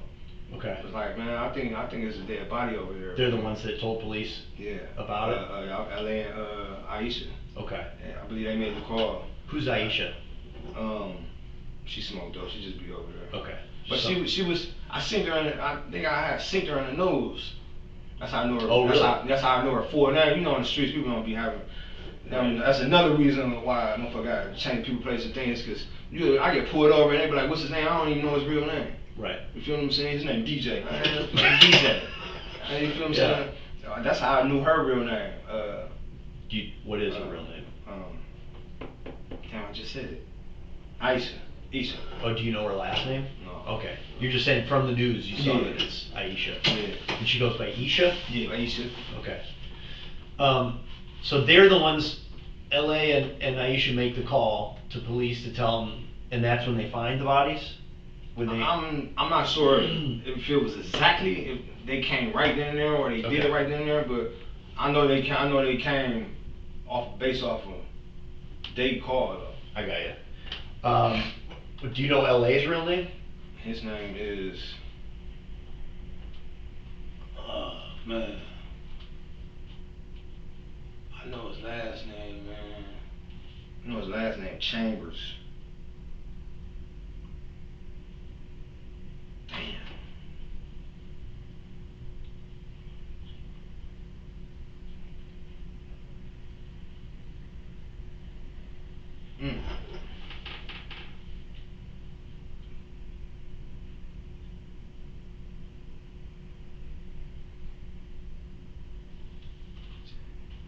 I know it's James. Chambers. Something Chambers. I know his last name Chambers, but maybe it might be James. I know it's Chambers for sure. Okay. His last name Chambers. Was the house? Did he own the house? No. No, he ain't own it. Where was the house that he was in? It was right on the corner of 143rd, but it was behind that brick building, the old snack shack. Okay. And it was like a blue house with a garage in front of it. Okay. The garage in front of it, it linked to the house though. Okay. The garage linked to the house? Yeah. And that was LA's place? Yeah. So I have the timer right. He comes in one day and says, "This, you notice, you smell like shit, bro." That's not the same day that Aisha and he called the police. It's like a couple days after that, some days, I think you said, go by, and then he said it again. He said it again. And then he ended up calling. Did you tell him to call the police, mate? No, because you know what? Because before that, like, you feel me? He was saying when I said I wasn't seeing Chop come over no more. Yeah. He was saying he was seeing Chop. LA was saying he was saying he was seeing Chop. Okay. Talking about, yeah, Chop said what's up, but he wasn't saying he was saying it to people like, yeah, Chop said what's up. Yeah. You feel what I'm saying? Where he been? Well, I seen him down, but ain't nobody seen him up here though. You feel what I'm saying? Yeah. And then he made it. Then Why that the shit. fuck would LA do that? I don't know, man. Is he a weird dude? Like, he smoke crack. Right. Who knows, right? Who the fuck knows? But still, I mean, it still didn't make sense to me though. But at the same time, I didn't know if he was telling the truth. But at the same time, if you didn't see him, why would you say you seen him? Right. Like, that's weird as fuck. Like, so when you find out that how do you find out that this happened? What? That the Chop was dead. Oh, when they pulled him out. Okay, were you there when they pulled him out of the house? Nah, Isha came over. She said that's her nephew. But they, nephew, as long as you got a W nephew. Like a hood nephew. So, you feel me? Yeah. So, then she came over there and they got to talking about it, and I think they had the crew out there, and it was a whole bunch of people out there. Mm-hmm. So she's the one that told you? Isha, yeah. Okay. No. Did you go over there and see him pulling him out? No, you just heard from her that they're pulling him. So when that happens, then you had to be thinking, well, Snake and Chop have beef. That's the first thing that came to mind. So what did you do with that information? Like, what, did you investigate that yourself at all? Just fucking let it go. Yeah, I mean, cause did you ever have a conversation with Snake about it? It wasn't that cool. Okay. You feel me? I honestly, I didn't think he'd do shit. Like, I'm like, keep talking about it, you just want to do shit. Back in my head, I was thinking he was a bitch. Okay. The Snake, he was big dude. You feel me? So he could easily intimidate. You feel me? Okay. He easily intimidate somebody. Yeah. You know what I'm saying? Get away with it from lady. But on the flip side of things, like, I really feel like he was a bitch though, for real. Honestly, yeah. You just would never really follow. Like, he kept talking about what he wanted to do, but you know what I'm saying? Yeah. But never actually do anything. Yeah. So, and then you also said that they, like family, thought you had something to do with it. When did you hear about that? It's a little dude named Twin. Okay. He used to come over there and sell dope too over LA's. Me and Twin was cool though. Okay. It was cool. Actually, what the funny part is, Twin right hand dude named Scooter. Okay. His little brother is one of the ones that was shot and was in the hospital with the bone and casino incident. He survived. Oh yeah. He survived. Denzel. Yeah, he survived.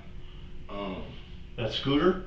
Yeah. They called Scooter that's Scooter is Denzel's brother. Got it. Yep. So he like Twin was like he like, yeah man, he like, man, I just got into it with Chop Peoples and shit, man. Talking about they looking for somebody, man. I'm like, what you mean? What you get into it with them for? Somebody looking for somebody named T. I'm like, that could be anybody. Yeah. What the fuck? I'm like, your name Twin, my name Terrell. Damn, what the fuck? That could be anybody. I'm saying, you know what I'm saying? So, he talking to me, he's spooked. Oh, really? He spooked. You know what I'm Okay. saying? Like, so I'm like, man, you cool? Like, he like, oh boy, he like, man, he just put a gun out on me and everything. So, off of that, I started standing out here at my mom's house. I see. On Fleet. Because Twin said somebody pulled a gun on him. Yeah. And that he heard the streets were looking for a dude named T. And they thought he was that was the first T they came across. You feel what I'm saying? Yeah. So I'm paranoid like fuck now. You feel me? Did you ever hear that they thought you were the T that did it? Yeah. And not Twin? How'd you hear that? Well, from Twin. Okay, Twin's like, hey me. You know, yeah, from Twin. He's like, man, you feel me? Like, yeah. I'm like, man, Twin, bro, chill out, bro. Man, I ain't got nothing to do with that shit, just like you. He like, man, blue boy, then he put up, they had guns, this and the third. I'm like, who? He like, he couldn't tell me. I'm like, man, you can't even tell me who the fuck to look for, man. Yeah. So, but I guess it was his people's though, but I don't know his people's. Okay. You feel what I'm saying? I don't know his family like that. Right. I ain't know him like that. Yeah. So, I'm paranoid, so everywhere I go, like, motherfucker call my name, like, I ain't even looking for you. You feel me? Like, cause why is you even calling me? Yeah. You know what I'm saying? Everything just started, everything around it just started looking fishy. Yep. You feel what I'm saying? From LA, Sandy, same thing, and then Snake, and then like everything. Then people looking for me. That shit was just too fishy for me. And then shit jumped off at Durkee. I mean, so Feel things me? really circled the drain. And then that's what's crazy. Then when I forgot how I found out that it was Denzel, Scooter brother, me and Scooter cool. Mm-hmm. And me, Twin, Scooter, we started to go by the same spot. Who's Twin to Scooter again? They just homies. Okay. So when I come in, they got guns out of this shit. You know what I'm saying? Mm-hmm. I got a gun on me. So I come in, I'm like, before I even step any further, I'm like, like, man, what's up, man? Put them up, man. Like, what y'all got them out for, man? I said, Scooter, man, I need to have a word with you, bro. He like, what's up? I said, man, put them up first. Then we'll see what's up, man. So they put their shit up. I took the clip out of mine and put mine up.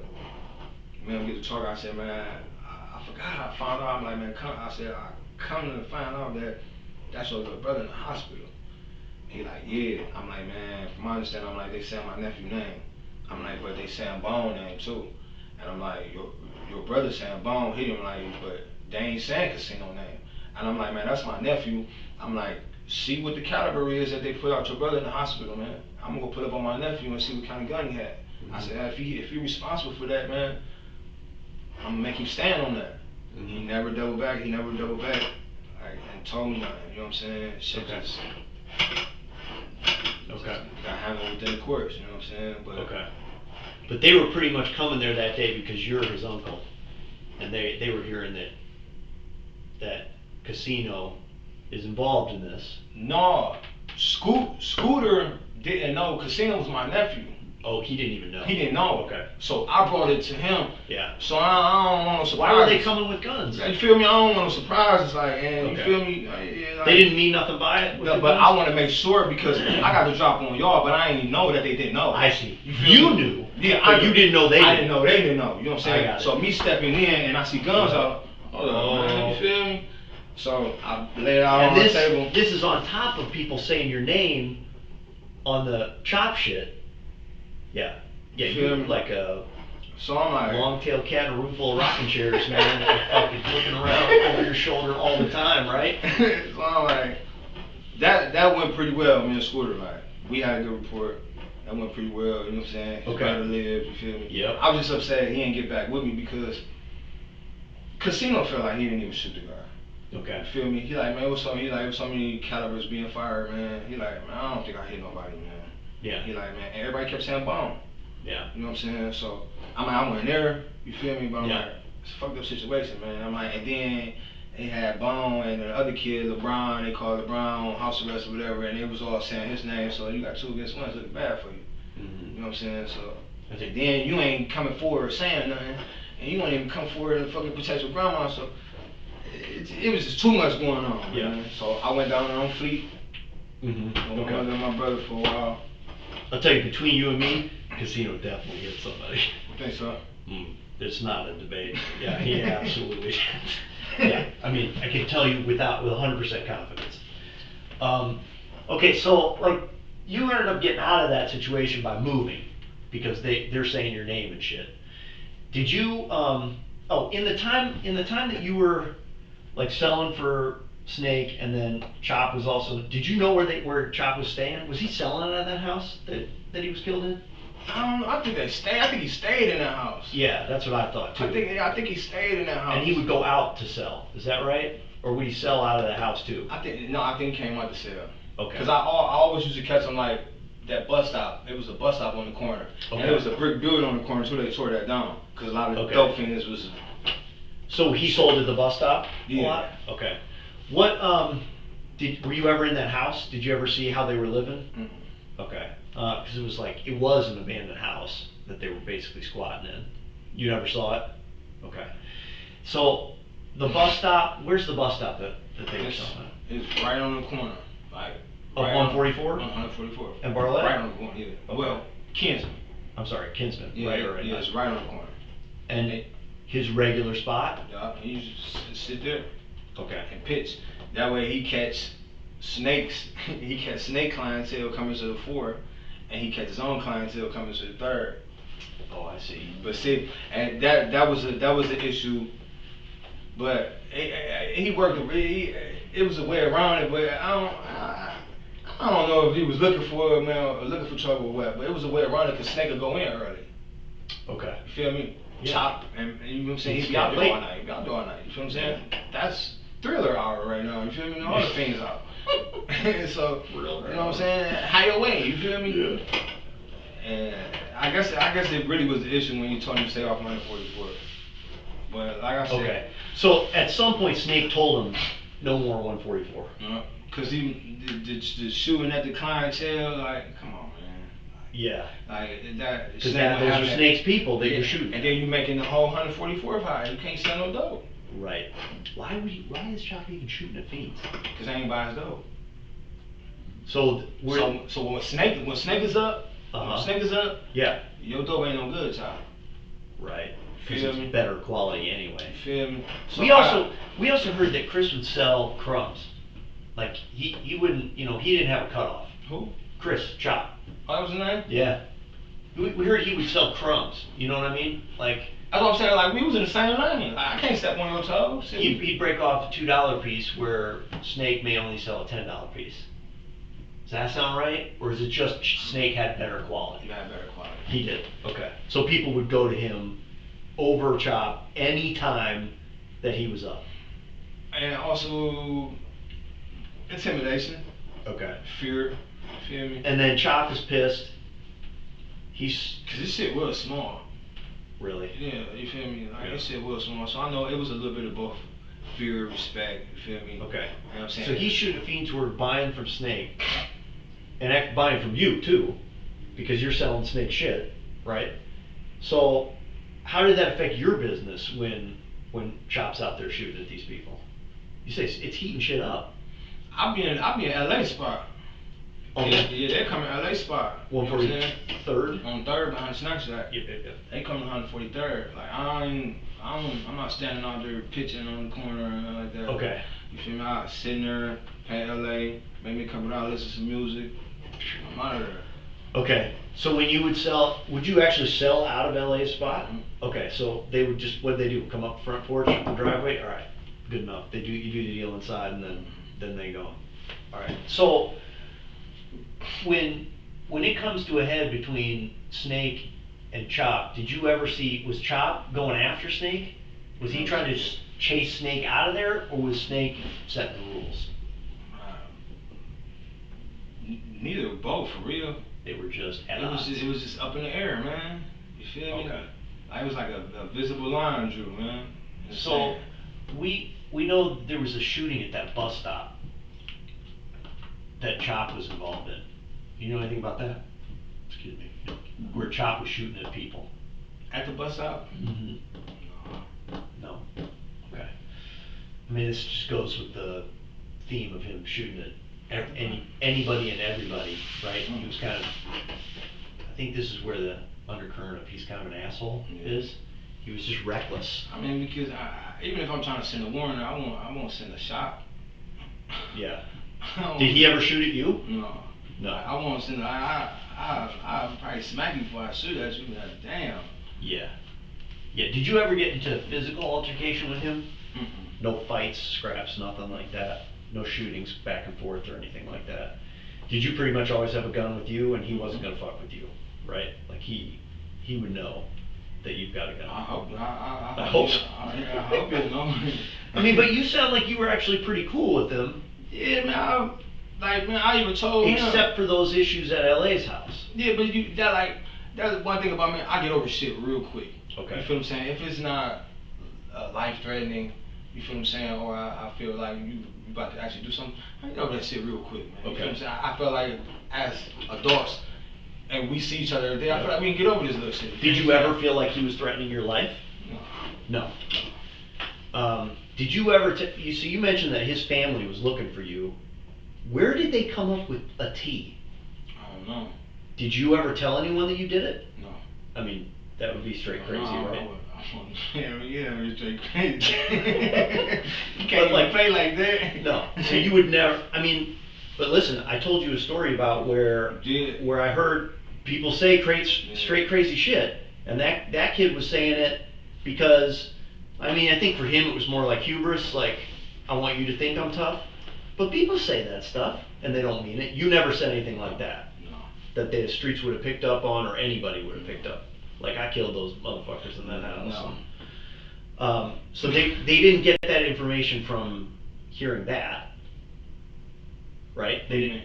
These people, like his family, didn't hear that T is responsible because you said something. Right. Where do they get this T? That's what I never got to the bottom of. I honestly never tried to. And why did they think you? I don't know. You're never in that house. No, I'm in the one.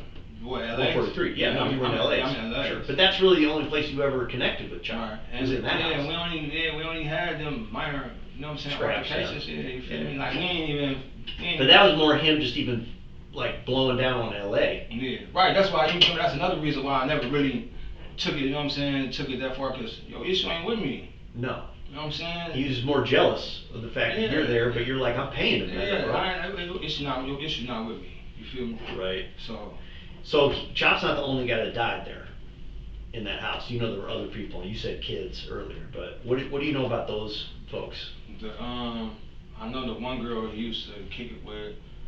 I don't know the other two names though. Okay. I just know it was.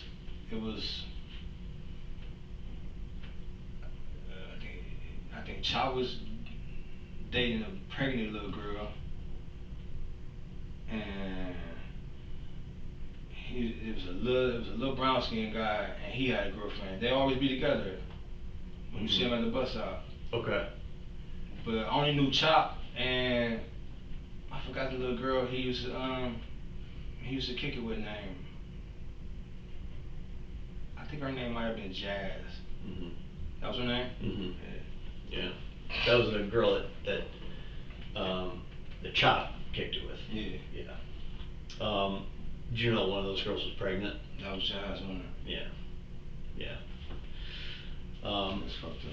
Yeah, it is fucked up, man. It's fucked up because, you know, on the face of it, when you just look at the evidence, right, you just see these bodies in this house, it looks like what kind of a fucking animal could have done this?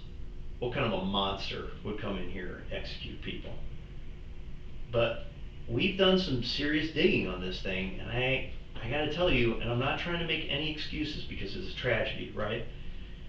But we've uncovered some evidence that we think maybe it's not as monstrous as people thought it was, you know? So let me give you let me just give you a little peek here that we think it's possible that that Chop may have some blood on his hands, you know? And what I mean by that is he was creating such a fucking environment in that neighborhood, right? And there is some recent evidence collected from the scene, well, not collected from the scene, but tested, that suggests he may have been fired around. You know? And so, so here's the question. Like, do it like that. Go ahead. Question is, did he fire first?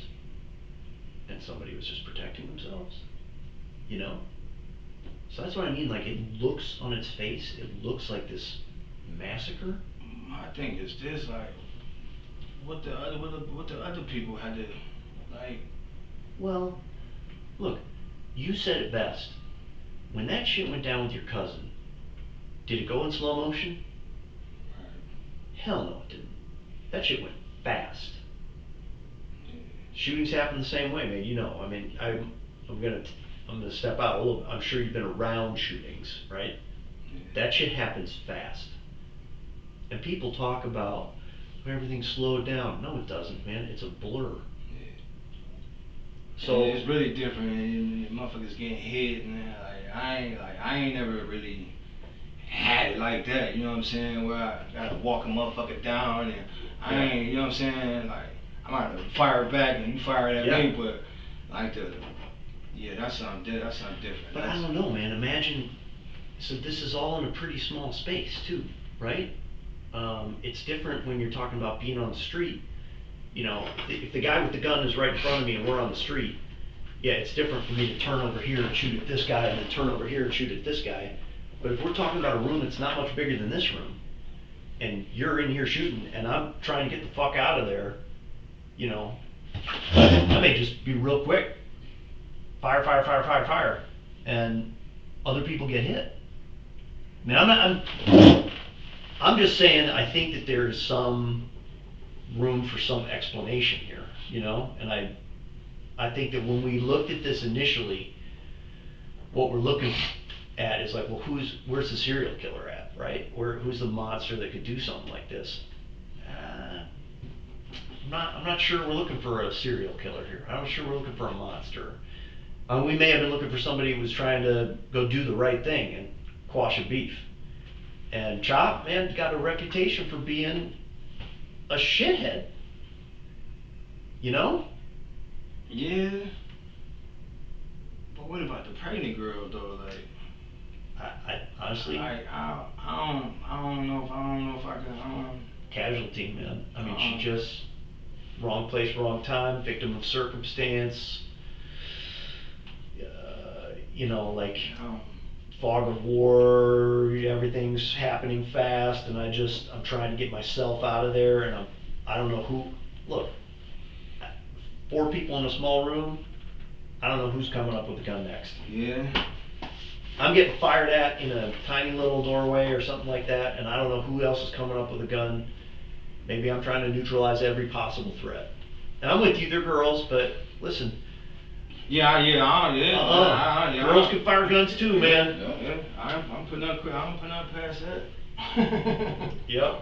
So I mean, as far as what you saying, I'm kind of on the same page as what you saying, and that goes to is like me thinking like whatever caused that. I just feel like the other 3 casualties probably didn't deserve it though. Like, I mean, I don't know if there's an appropriate word to say deserve it, but I agree, and I would start off by saying they certainly didn't deserve it. Like, it's not that they might not have deserved it; they didn't deserve it. But is there an explanation for why it happened that isn't just intentionally a mass murder? And there can be an answer for that, right? Like, a drunk driver hits and kills somebody, okay? Did the person deserve it? No. But there's an explanation for why that happened, right? You know, that person didn't set out to kill somebody. They made a bad choice. They got drunk. They got behind the wheel. And that's what happened. I mean, that's a kind of person, and really in this country, we don't consider that an aggravated murder, you know? Right. That person doesn't go away for life without possibility of parole. That person goes away for a vehicular manslaughter, right? You know, make it 5, 10 years for something like that. The issue is that spectrum that we talked about earlier, right? The fucking way and serial killer, mass murderer, no remorse, and on the other side is, you know, self-defense. This case could be on any end of the spectrum. Right. And what we're trying to figure out is everybody is pointing to it being way down here on this mass murderer, intentional, serial killer, worst of the worst. And we're saying, I don't know. I don't know if there's maybe part of it is over here. Right. So go ahead. No, quick question. Yeah.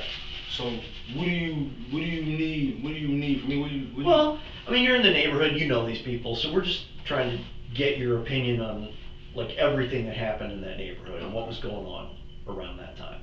I mean, you know, the more we know about the people that were there at the time and what the dynamic was with folks, the better we're equipped to understand what side of the spectrum this might be on, right? Like I didn't know, Andy didn't know before we got in here what your relationship with any of these guys were, right? We knew you lived there, right, but we didn't know, even if you knew them, for God's sake. So I guess like that's helpful to us for one, and two is, you know, people put a lot of people's names in this thing, right? And we've heard T, that name before, you know, we've heard it associated with various people, and one of the things that I talked about earlier was like our job is to get people out of things just as much as it is to focus in on people. And so we need to understand, like for instance, you telling us that you've never been in that house. Okay, so your DNA won't be in that house at all. It's not going to be on a shell casing, you know, that was fired in the house. It's not going to be on a doorknob. It's not, you know, on the first level or up on the level that they were on. It's not going to be on anything that was dropped, receipts, paper, nothing like that, right? Correct. So that's helpful. The fact that, you know, you never, whatever it is in the streets that said T, or meaning you, is responsible for this, is not going to be the result of anything you said. Right. That's not you telling anybody I did this, you know, like for whatever reason, I don't know, your own ego, or, you know, because you're just shooting shit with somebody you think they're not going to believe this, I'm just going to tell them this anyway. I mean, you never did anything like that. So all of those things are helpful to us to say, see, if any of these things were to come back, you know, if 4 people were to come in with various stories about how you told us that they did it, that you did it, well then we're either, now we have to believe that they're lying, right? And what if those 4 people don't even know each other? What does that seem like? That would be crazy, right? But I've seen weirder things, man. I see people get people out the streets to get them out the streets. For sure. I mean, people do. It is one thing, like, okay, I've seen it myself. People come in and say, hey, I know about this murder. This guy said he did it, right? Okay, all right. So then we go run a few things down and we can prove that he didn't do it, right? He wasn't even in the city at that time, or, you know, we went and talked to him and he gave us his phone number and we could show that he wasn't even there. So those things are usually pretty easy, and it's usually like one person. Right. But if multiple people came in and said, hey, this dude told me he did it, and he gave me very specific information about how it happened and why it happened, well, if one person who doesn't know the other person who doesn't know the other person, I mean, what would you take from that? Yeah, that's bullshit. That's bullshit, right? Dude did it. You know, he's told multiple people. That's a mistake. The person shouldn't have told multiple people, right? But that is what we consider, you know, reliable information, when we can corroborate from one person to another. And then we use things like DNA and phone records and video and all that kind of stuff. Yeah, y'all got all my DNA. Y'all got. Well, so, I mean, I guess what it comes down to is, you know, do you have any information that you have heard on the street, or you physically, you know, that you witnessed yourself or heard yourself that you think might be useful to us? Outside of what I told you? Yeah. I think I probably was the most useful. Okay. Okay. So you don't think there's anything else that you haven't told us that might help us with that case?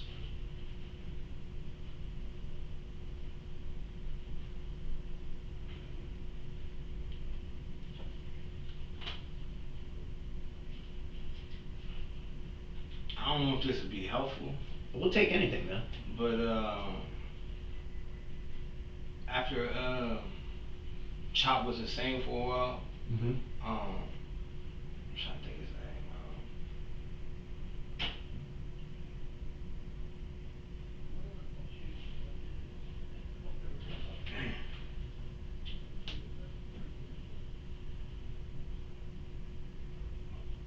Marco. Okay. What about Marco? Marco came over there, dramatic beat on the door, on LA door. No, this is early morning. I had to stay at night over there. He banged on the door, so on LA answered the door. When he come in, he like, hey man, where the fuck Chop at? So they like, I don't know. And when he walked past, I had my gun on the table. And when he walked past, he was like, what kind of gun is that? I'm like, why? He's like, I got one just like that. I'm like, well, this ain't it. This ain't it. So that was kind of, you feel me? And then they stepped outside. And who's they? LA and Marco and continued conversing. Okay. So I couldn't hear the rest of it, but it was just strange to me that you bust in here with a situation and you ain't have no problem explaining what you bust in here for, but then you exit and start whispering. That's some paranoia. So what kind of gun was he talking about? I had a 40. Okay. What kind of 40? 40 cal Smith & Wesson. Okay. So you had it was sitting out? What color? Black. So you have this black, did you have this gun for a long time? I have it for quite a while. So you have a black 40 caliber Smith & Wesson. It was two-tone with the alright. With the chrome hammer. Okay. Kind of a nice gun. So and a chrome hammer. So that gun, you had it sitting out. And Marco, do you know Marco's last name or anything about him? No. Okay, so Marco. Oh, man, that might be his real name. Okay. Marco's banging on LA's door, and he's asking about Chop. Right. Is that right? Comes in, and he immediately focuses on your gun. That looks like my gun. He was like, what kind of gun is that? I'm like, why? Yeah. But, you feel me? Yeah, you feel me? You bust in this motherfucker dramatic already at a hospital. So Did you get the feeling he was saying that his gun had been stolen recently? That's that. You feel me? You came here. First thing you say is Chop, and you feel me? You point at my gun, and you go outside whisper. I'm just too paranoid for that shit. You feel me? It's too much going on as it is. Was that while Chop was kind of missing? Okay. So he's coming in there, looking at your gun like that looks like my gun. You get the impression he's thinking maybe you stole that gun, and he's looking for Chop. So in other words, maybe Chop stole that, or he ordered some money for it, or something. I similar, see. You know what I'm saying? Something similar to it. So somehow Chop may have been responsible for stealing that gun, and you just have possession of it for whatever reason. Nah, this is my gun, though. Right? No, I know, but that's what he's thinking. Yeah. Okay. What kind of gun did Chop have? I don't know. Did he have a gun like that? I seen him with a revolver before. Okay. Like, and that might have been like a 38 long nose. He had like a 22 also, I think. Yeah, I seen him with a long nose 38. It was all chrome. Oh, really? Yeah. Okay. It's the only gun I had seen him with. A long nose 38. Yeah. How soon before he died did you see him with that? Did you ever see him with his 22? There are 22 caliber casings all over the house. So they had like a semi-auto 22 for sure. And So, probably from popping no, so you know what I mean? Taking pot shots with the 22 out your windows and crackheads. Man, you shoot rats with a 22, man, squirrels and shit, man. That's what I'm saying. So. Yeah, I only seen it with the 38 though. With that revolver? Yeah. No semi-autos or anything like that? I remember it because I seen it where I kind of laughed at it. Like, what, the revolver you're talking about? Yeah. Oh, why? Yeah, it's just wasn't enough shots in there, man. Right, yeah. Yeah. So, there's enough to maybe try to get you out of a problem. Yeah, definitely not if you get yourself in. You keep motherfucker above you for a minute. Yeah, strafing fire. How about anybody else in the house? Did any other guns? Anybody else have any? But you weren't in the house, so it's not like you would know that. Did you know the other dude? It's like when you keep saying the house, I keep thinking about LA's. I know, I mean the house that they were found in. Yeah. Do you know the other dude? That Chop was killed with? No, I just seen with him a lot. I knew his father smoked. I just got dope to his father, but I didn't actually know his son though. I found out that was his son after he died, actually. And he came to me, he was like, man, you know, man, that was my son. I'm like, man, I got to talk to him. I never knew that was his son. I'm talking about he used to come over by dope, they didn't even speak to each other. I didn't know it was his son.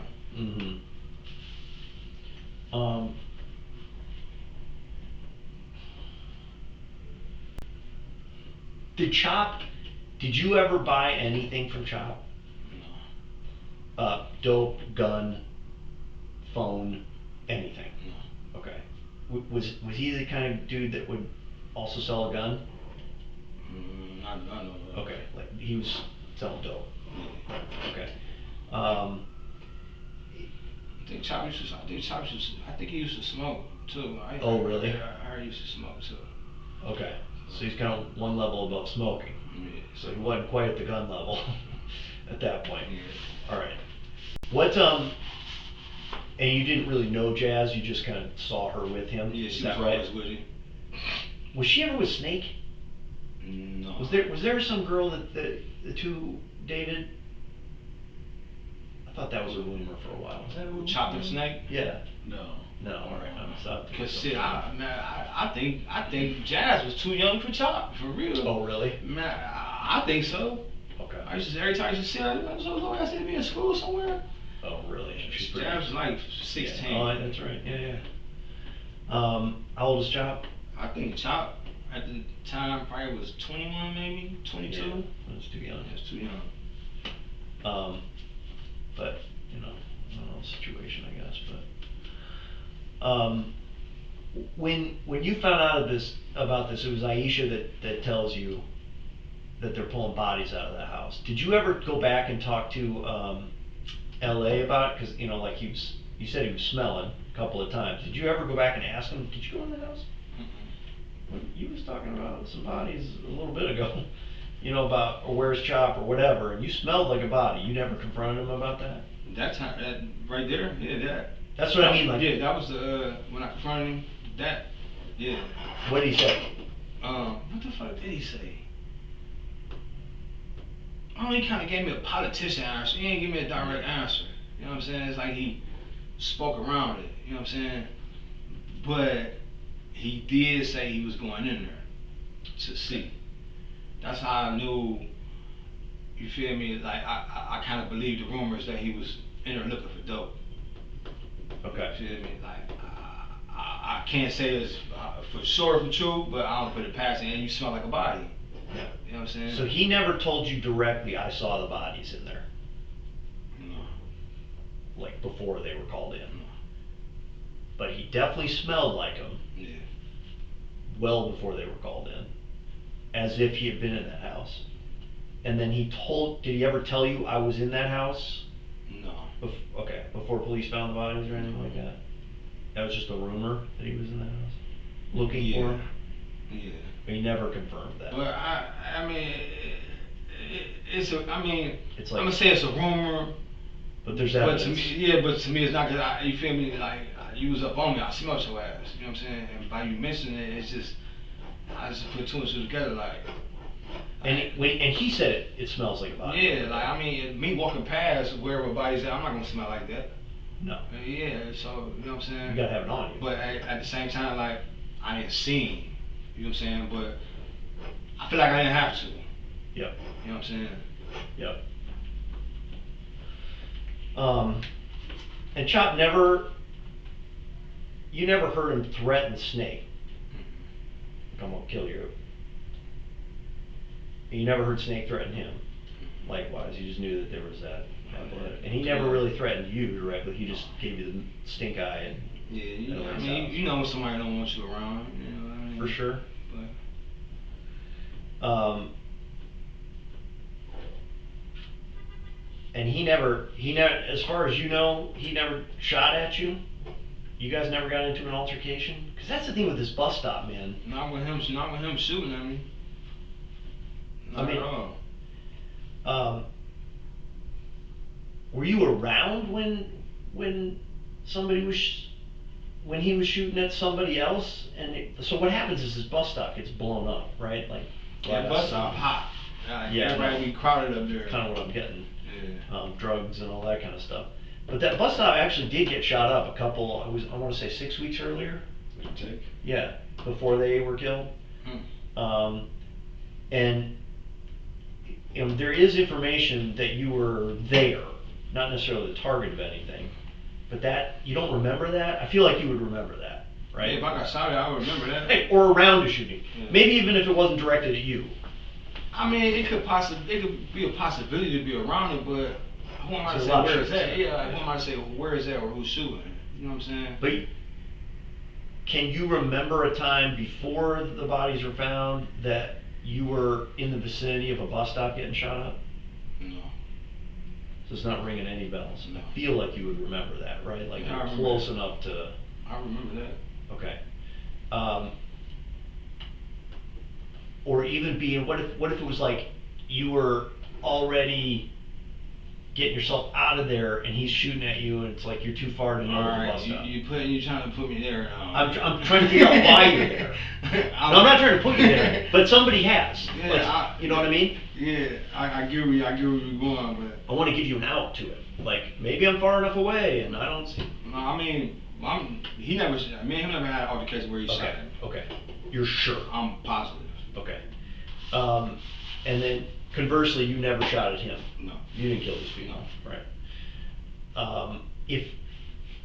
And in that incident, I would assume if that happened, look, if he did shoot at you at a bus stop, that'd be the last time you were around that guy. Yeah, for sure. Right. For sure. Like, you seem like a guy that's like, man, you even said it yourself. I forget and forgive quickly because I don't need that trouble. Yeah, but I can't. That I won't forgive. I ain't gonna lie, I won't forgive that. If somebody shot at you, you wouldn't forgive that? Now I gotta worry about you shooting at me. You ain't shooting at me again. I think you're right about that. You know what I'm saying? Yeah. So. Right. Yeah. Yeah, so you forgive and forget as long as it's like just verbal beef or even if, comes to fists or whatever. It was somebody trying to take your life that's different. Right. We can all agree with that. It was just I came to understand that I guess he didn't like me around in that area. Okay. But there was nothing he could do about it. Right. You see what I'm saying? Yeah. So. And that's the feeling you get out of that incident with LA. I don't like you in this area and there ain't nothing I can really do about it. Or you knew he couldn't really do nothing about it. As long as you feel me, like if he paid for time, yep. I won't try to pay for time. You feel what I'm saying? I won't try to get in there while you in there. You feel what I'm saying? Mm-hmm. LA, who in there? Ain't nobody in here. I'm good. I come in here. Yeah, you come in here. Let me in here real quick. You feel what I'm saying? Yup. Like, but other way around, if I'm already in there, he ain't got no boundaries. You feel what I'm saying? But I excuse the young ignorant shit, like, cause you feel what I'm saying? I know he pushing for something. You know what I'm saying? Mm-hmm. But I'm in and out. You feel me? I ain't gonna entertain it. In and out. So. Yeah. Let me ask you this. Take you back to the scale that I was like talking about, and this is just generally, mass murder or no fucking remorse, self-defense. In a situation like this, in this particular case, let's say we had this evidence that we say we've got that maybe there's a self-defense aspect to it. Okay, and in your analysis, maybe it's a little overblown, like if Chop's shooting at me and then I kill 4 people, maybe that's a disproportionate response, but maybe it's an accident, right? Like I'm just trying to put myself like in the shooter position and Chop, like. Okay. And from what you think too, I mean, as far as you say you think it might have been some exchange of fire or whatever. Mm-hmm. I'm trying to, like, I mean, if you firing at me, I got time, you feel what I'm saying? Like, that's why I'm like, was it more than one person? You feel what I'm saying? I mean, shit do happen fast, sure, but if we exchanging, I really ain't got time to try to pick 3 other people off, and you only one got Paul in here. You only one got Steele in here. You know what I'm saying? I see what you're saying. You feel what I'm saying? Yeah. So I'm just trying to wrap my head around that too, though. Like, well, what if we could say though? Let's just go with basic facts. Is what I think we'll never know the full story, right?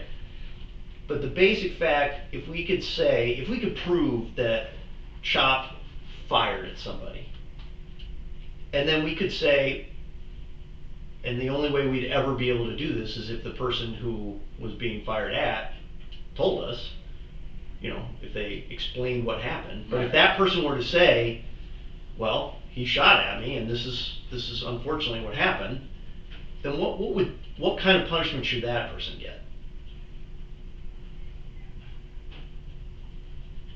The shooter? Yeah. I mean, going back to our conversations about these other cases that I was telling you about, you know? Like, where it's not always about hammering people. I mean, I see it a different way, man. I see it okay, but way. Like, I mean, if you come shoot at me, I don't see no need for me to kill you, your partner, your girl, and you feel what I'm saying? Yeah. I don't, like, that's just a whole bunch of extra shit, like. Okay. You know what I'm saying? I don't know, like that. So you think at that point, self-defense is out the window? Yeah, you feel what I'm saying? And then, like, if you shot at me, I'm trying to get you right now. Yeah. I'm gonna get you out of the way right now. You feel what I'm saying? Yeah. Like, I'm y'all worried said, about you. yeah, y'all saying they got killed afterwards, like, so. You know what I'm saying? It took time, accumulation to build up or something. You feel what I'm saying? Like, to be like, oh yeah, fuck this, it's on now. You know what I'm saying? Like. Well, okay, but in that scenario, I'm gonna take you out of it. Okay, so like, if he's shooting at somebody at this bus stop, right? And like you said, okay, well that's the kind of situation I gotta handle, because that just means he's gonna shoot at me anytime he sees me, and next time I might be looking the other way. I might say, I'm a cooler headed dude, so I'm gonna go to his place and we're gonna squash this shit, right? Like, look, man, here's the offer for you. I'm gonna stay off of this block, I'm gonna be on that block. You got this block, but don't come to my block. You know what I mean? Like, I might work out a deal. Right. And if he's like, yeah, cool. Well, fuck, dude, I came out here to try to fucking work this shit out. You know what I mean? But that could happen. Yeah. And if that happens, then what is that? The guy on the other end of that, the shooter in this case, is the one that's trying to do the right thing. Squash this beef and work something out. And Chop decides to bring guns into the equation. Now I agree, the shooter then overkills, right? Shoots multiple people. But look, I'll tell you what, there was a gun that wasn't used that was found at that scene. So what does that mean? That means another gun was in play. Do you know what I mean? So when we talked earlier about being another guy and these 2 girls, I don't know if one of those people was going for that gun. Neither did the shooter, right? Maybe the shooter's like, I see, I got this guy, boom, the first shot got him down. And now this one's moving towards that gun, boom, this one's moving towards that gun, boom. Bro, that shit happens. Yeah. And the evidence is there. It's on the scene. Like, we collected that shit. So that's why we need to get this right. And the difference is life throwing away the key, worst possible penalty, and is this some fucking weird self-defense case, and it might be. But the only way we'll ever not charge this as just a straight mass murder is if we hear from the person that was there. I mean, because there's no other way for us to do it. We can say that this evidence supports it. You can put any theory on it that you want, but yeah, I understand what you're saying. And you're looking at it from the way a jury would look at it, like, man, there's no way, man. Yeah. But I don't know. But then when you say how you see it, then I kind of start seeing it from your perspective, like, yeah, I guess you can get the drop on somebody like that. And I only see that shit in movies, man. It happens. The problem is, movies slow shit down. No, I mean, I'm just saying, I mean, you feel me, where motherfucker, some Steven Seagal shit, he just got the drop, and I only see that type accurate shit in movies, like, so, like, that's why, like, when you give me your theory, or what you may think, like, I'm trying to wrap my head around it, man, but I don't know, man. I mean, things happen fast, people panic.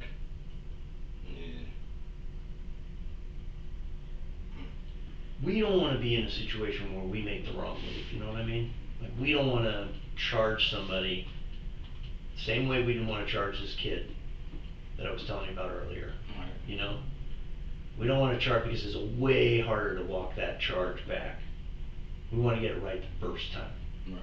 And we can get it. We're this shit happened in 2019, we've been working on it ever since then. And we're at a point right now where we might be able to get this thing charged the right way. We just got to hear the story. Okay. You know? Any chance you got a story for us? That's what you want from me, man? I don't want to get it wrong. That's what I want. I don't want to get it wrong. I've told you what I know. You feel me? Like, I see you keep asking, you know what I'm saying? So I see you looking for an explanation, but unfortunately I don't have one pertaining to that situation, how it went down. Like, I gave you what I know. Okay. You feel me? Like, you know that we don't want to get this wrong. Right. We want to make sure. I don't want to be part of the wrongdoing. It's just, Terrell, it's just super important to us. The integrity with which we do the job is the most important part, not doing the job. Honestly. You understand? Like, we need to sleep at night because it's serious business. And although it's a job and it's never personal, getting things wrong is personal, right? For sure. And that's part of the accountability that you learned in the last 10 years or so. That's personal accountability. And we know that we have to give every theory, option, motive, explanation its due time and consideration. And that's what we're doing here right now. We're trying to give every theory, every motivation, every option its due concern, its due time, right? We're trying to work through any possible scenario that may have played out, to keep it, because again, face value. When this thing, do you have pictures of the scene? When this thing goes to a jury, they don't see it fresh. You know, they're not going to see these bodies fresh. You know, this is what they're going to see.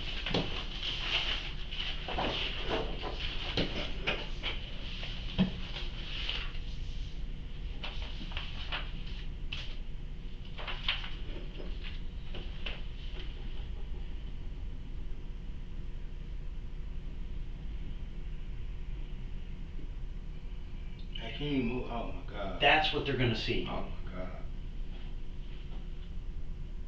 It doesn't look a whole lot better fresh, but I tell you what, dead bodies do not age well. And this is what people are going to be looking at. And I will guarantee you it is going to be very, very hard for anyone to look at this scene and see it without any kind of an explanation as anything other than just a cold-blooded mass murder. That's why our job is to do everything we can to get the real story here.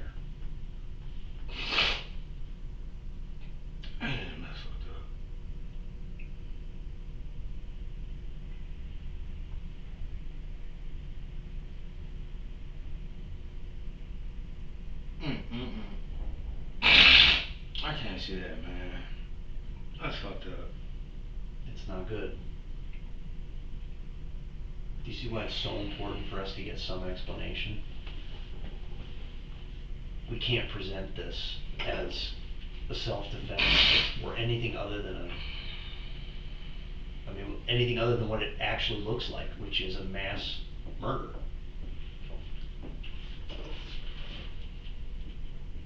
You see all these yellow tents? That's evidence that we collected. That's evidence with DNA. That's Jasmine.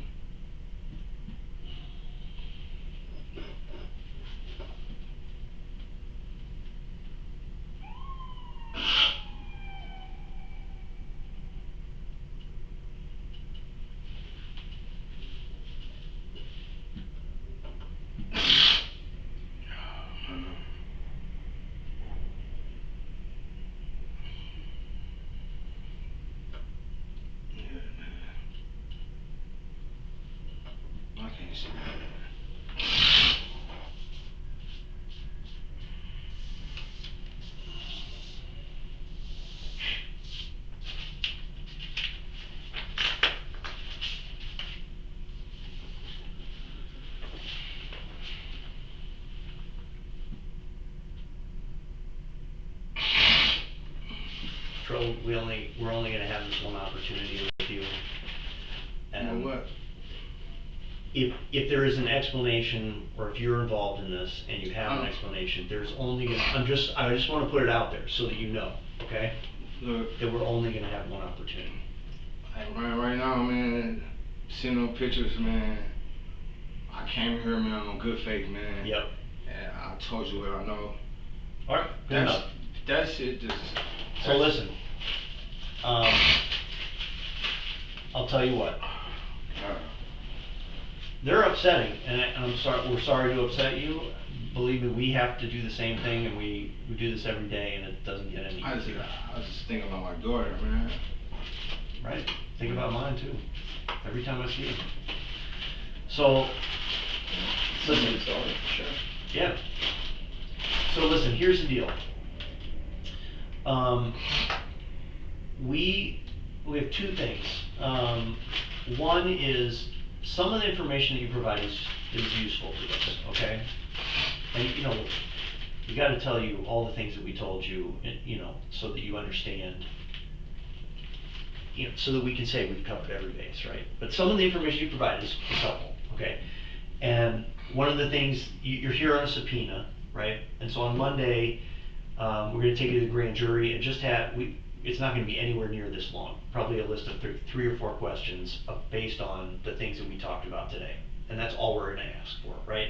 Background stuff about the neighborhood, maybe a little bit about this beef with, you know, between Snake and Chop and all that kind of stuff. So I got to do this again? No, not like this. It's way cleaner. Way cleaner. Much easier and straightforward. Okay, but that's I no refuse. I'll tell you what. You can think about it, and then we can talk about it on Monday, and then it's possible. Okay? What if I refuse? Well, what we have to do is talk to the prosecutor and figure out what the options are. So at this point, just hold tight. Hang on, one more thing. The other thing is, we already have your DNA, right? Because you're on file in the system. We can't use the on-file DNA. Y'all can get whatever y'all need. So we prepared a search warrant anyway, but we're going to take swabs. Is that okay with you? Mm-hmm. Okay. Do you need to go to the bathroom or anything like that, or you're okay? Okay. You can use that as a, you know, whatever, tissue if you need to. Can you give us like 5 minutes and then we'll come back, we'll do the swab and then we'll get you back over there? Okay. All right.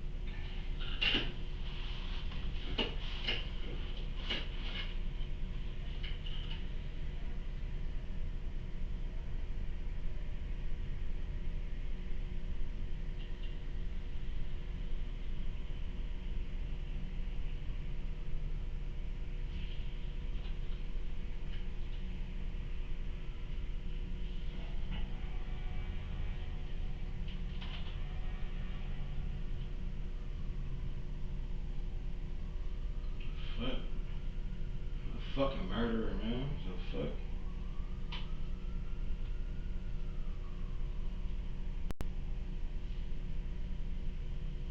That shit was terrible.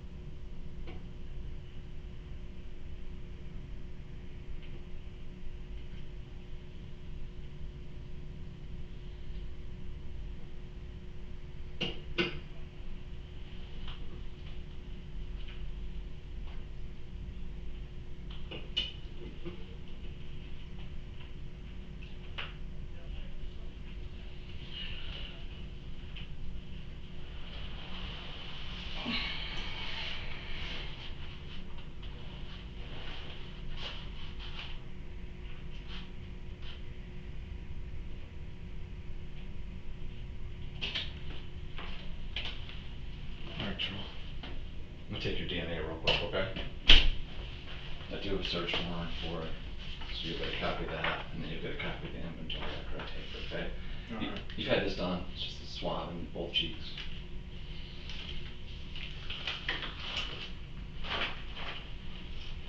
Do I have to go to the grand jury shit? That's up to the prosecutor, we'll talk to him.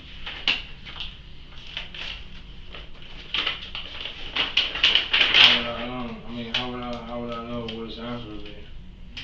Y'all gonna ask him before y'all send me back? We'll see what we could do, yes, sir.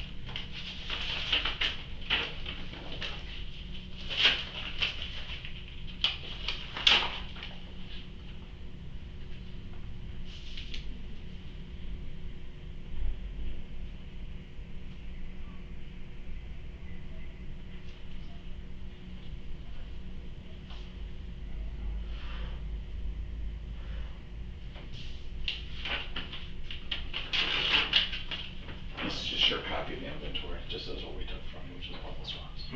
All right? Be right back with you, okay? Yep.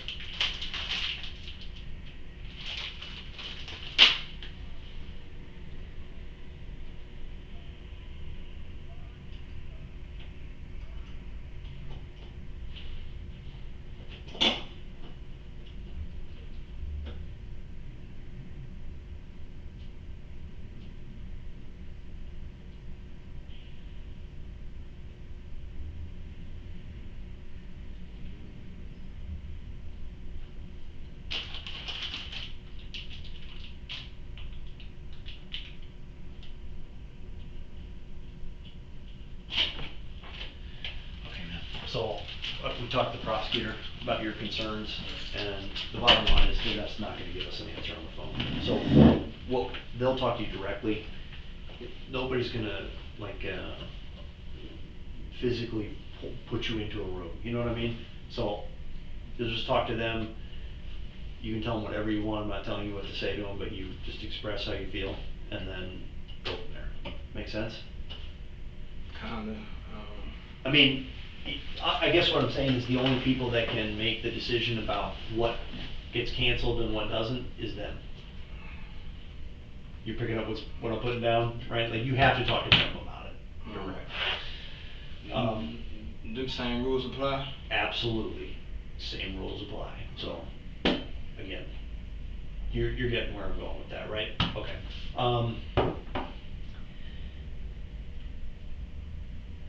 I think I would regret if we didn't ask you this. I feel like we know the answer, and don't be offended that I'm asking you this. I think you asked me already, but... Yeah, I mean, I'm sure. Did you ever hear about anyone offering money or anything of value to kill Chop? I can't say I have. Okay. I ask because sometimes those things go out to more than one person, right? Somebody wants somebody dead, they may ask 2 or 3 people. I'm gonna speculate. I don't want to feed too much into the politics, man. Like, you feel me? That's fair. That's where, you feel me? I only want to know what you know, right, not what you've heard. Right. But as far as what I know, don't they kind of go hand in hand, like what I heard? Yeah, but I guess I mean more like anyone would say to you. Directly. Yeah. Hey, even if they said, hey, there's a price on this. Not even if they're offering you, but it's just speculation, though. Okay. So streets said kind of shit. Snake. Yeah. Is that what you're saying? So there's speculation, not you. Did he ever ask you to kill the guy for money? No. So you're saying at least the streets have said that Snake may have had money on Chop. Because of the rumor he put on Snake. Oh, a rumor that Chop put money on Snake too? No, because of the rumor that he put on Snake about snitching, getting out on that gun case. Yeah, alright, I remember, yeah, you told us about that early. So that I'm clear, you never heard that direct from Snake? You never were in the room when Snake gave that offer to somebody else, or he never gave it to you? No. Nothing like that? Alright. Do you want any of this stuff before we go back over? I don't think you can take it with you, but... No, man, I ain't gonna lie, that picture for that. Yeah, it's not something you can usually eat over. Yeah, I ain't never seen much shit like that before. Water or anything before we go back? You good? Okay. Back the way we came.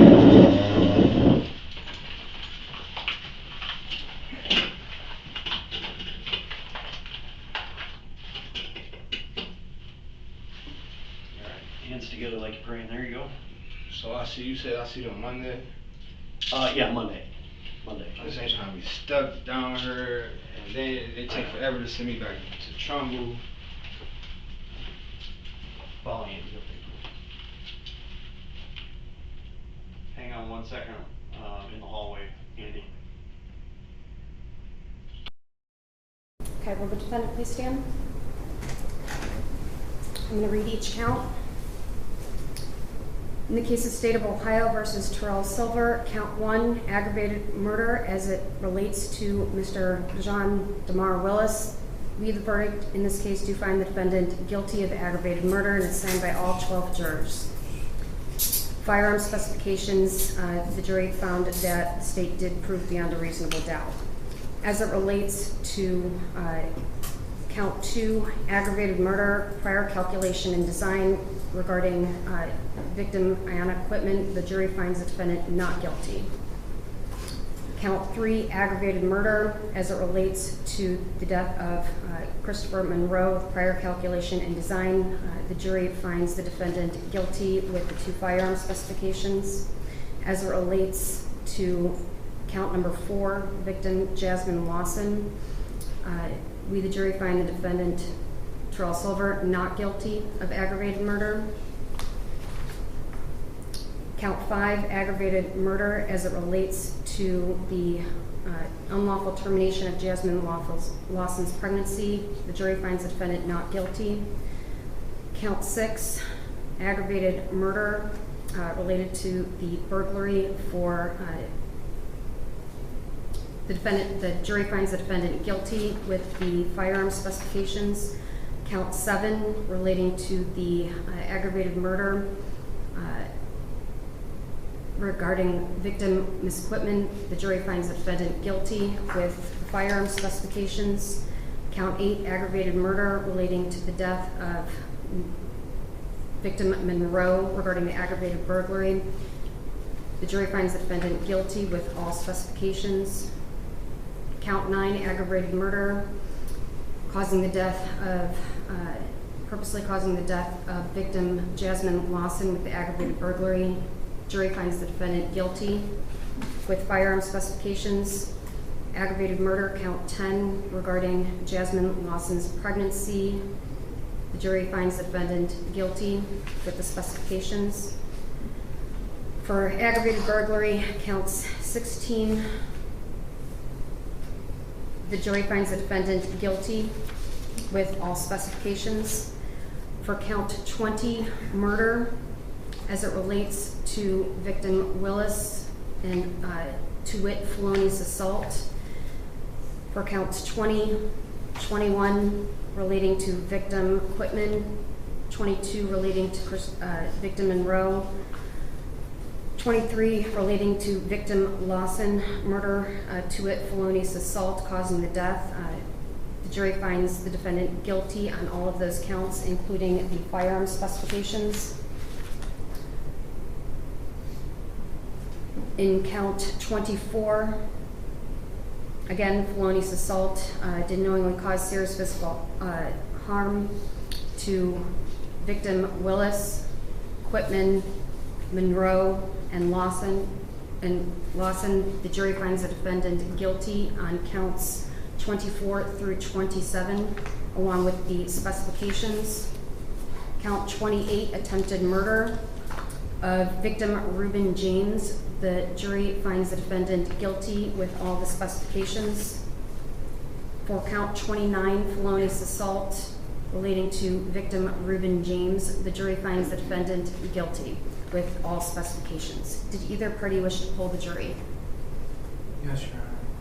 I'm going to ask each individual juror if this is your verdict. Juror number 1, is this your verdict? Yes. Juror number 2, is this your verdict? Yes. Juror number 3, is this your verdict? Yes. Juror number 4, is this your verdict? Yes. Juror number 5, is this your verdict? Yes. Juror number 7, is this your verdict?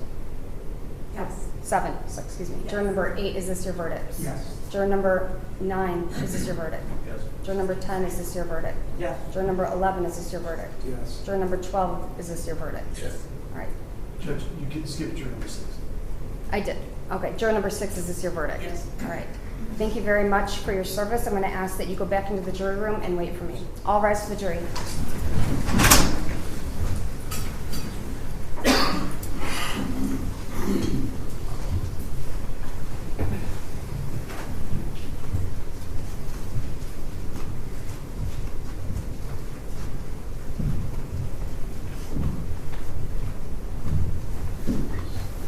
Okay, please be seated. As it relates to counts 18 and 30, count 18 charged having weapons under disability for the time period of September 7th, 2019 through September 21st, 2019, and count 30 having weapons under disability for October 1st, 2019. The underlying case number that would cause the disability is CR 06479012, which was a stipulated journal entry. Would anybody like to be heard further? None at this time, Your Honor. No judgment. Those 2 counts were tried to the bench. I have independently reviewed the evidence and also am finding the defendant guilty of counts 18 and 30. If you enjoyed this video, please subscribe, give this video a thumbs up, and press the notification bell. Additionally, you can view our playlists and most recent videos. Thank you for watching.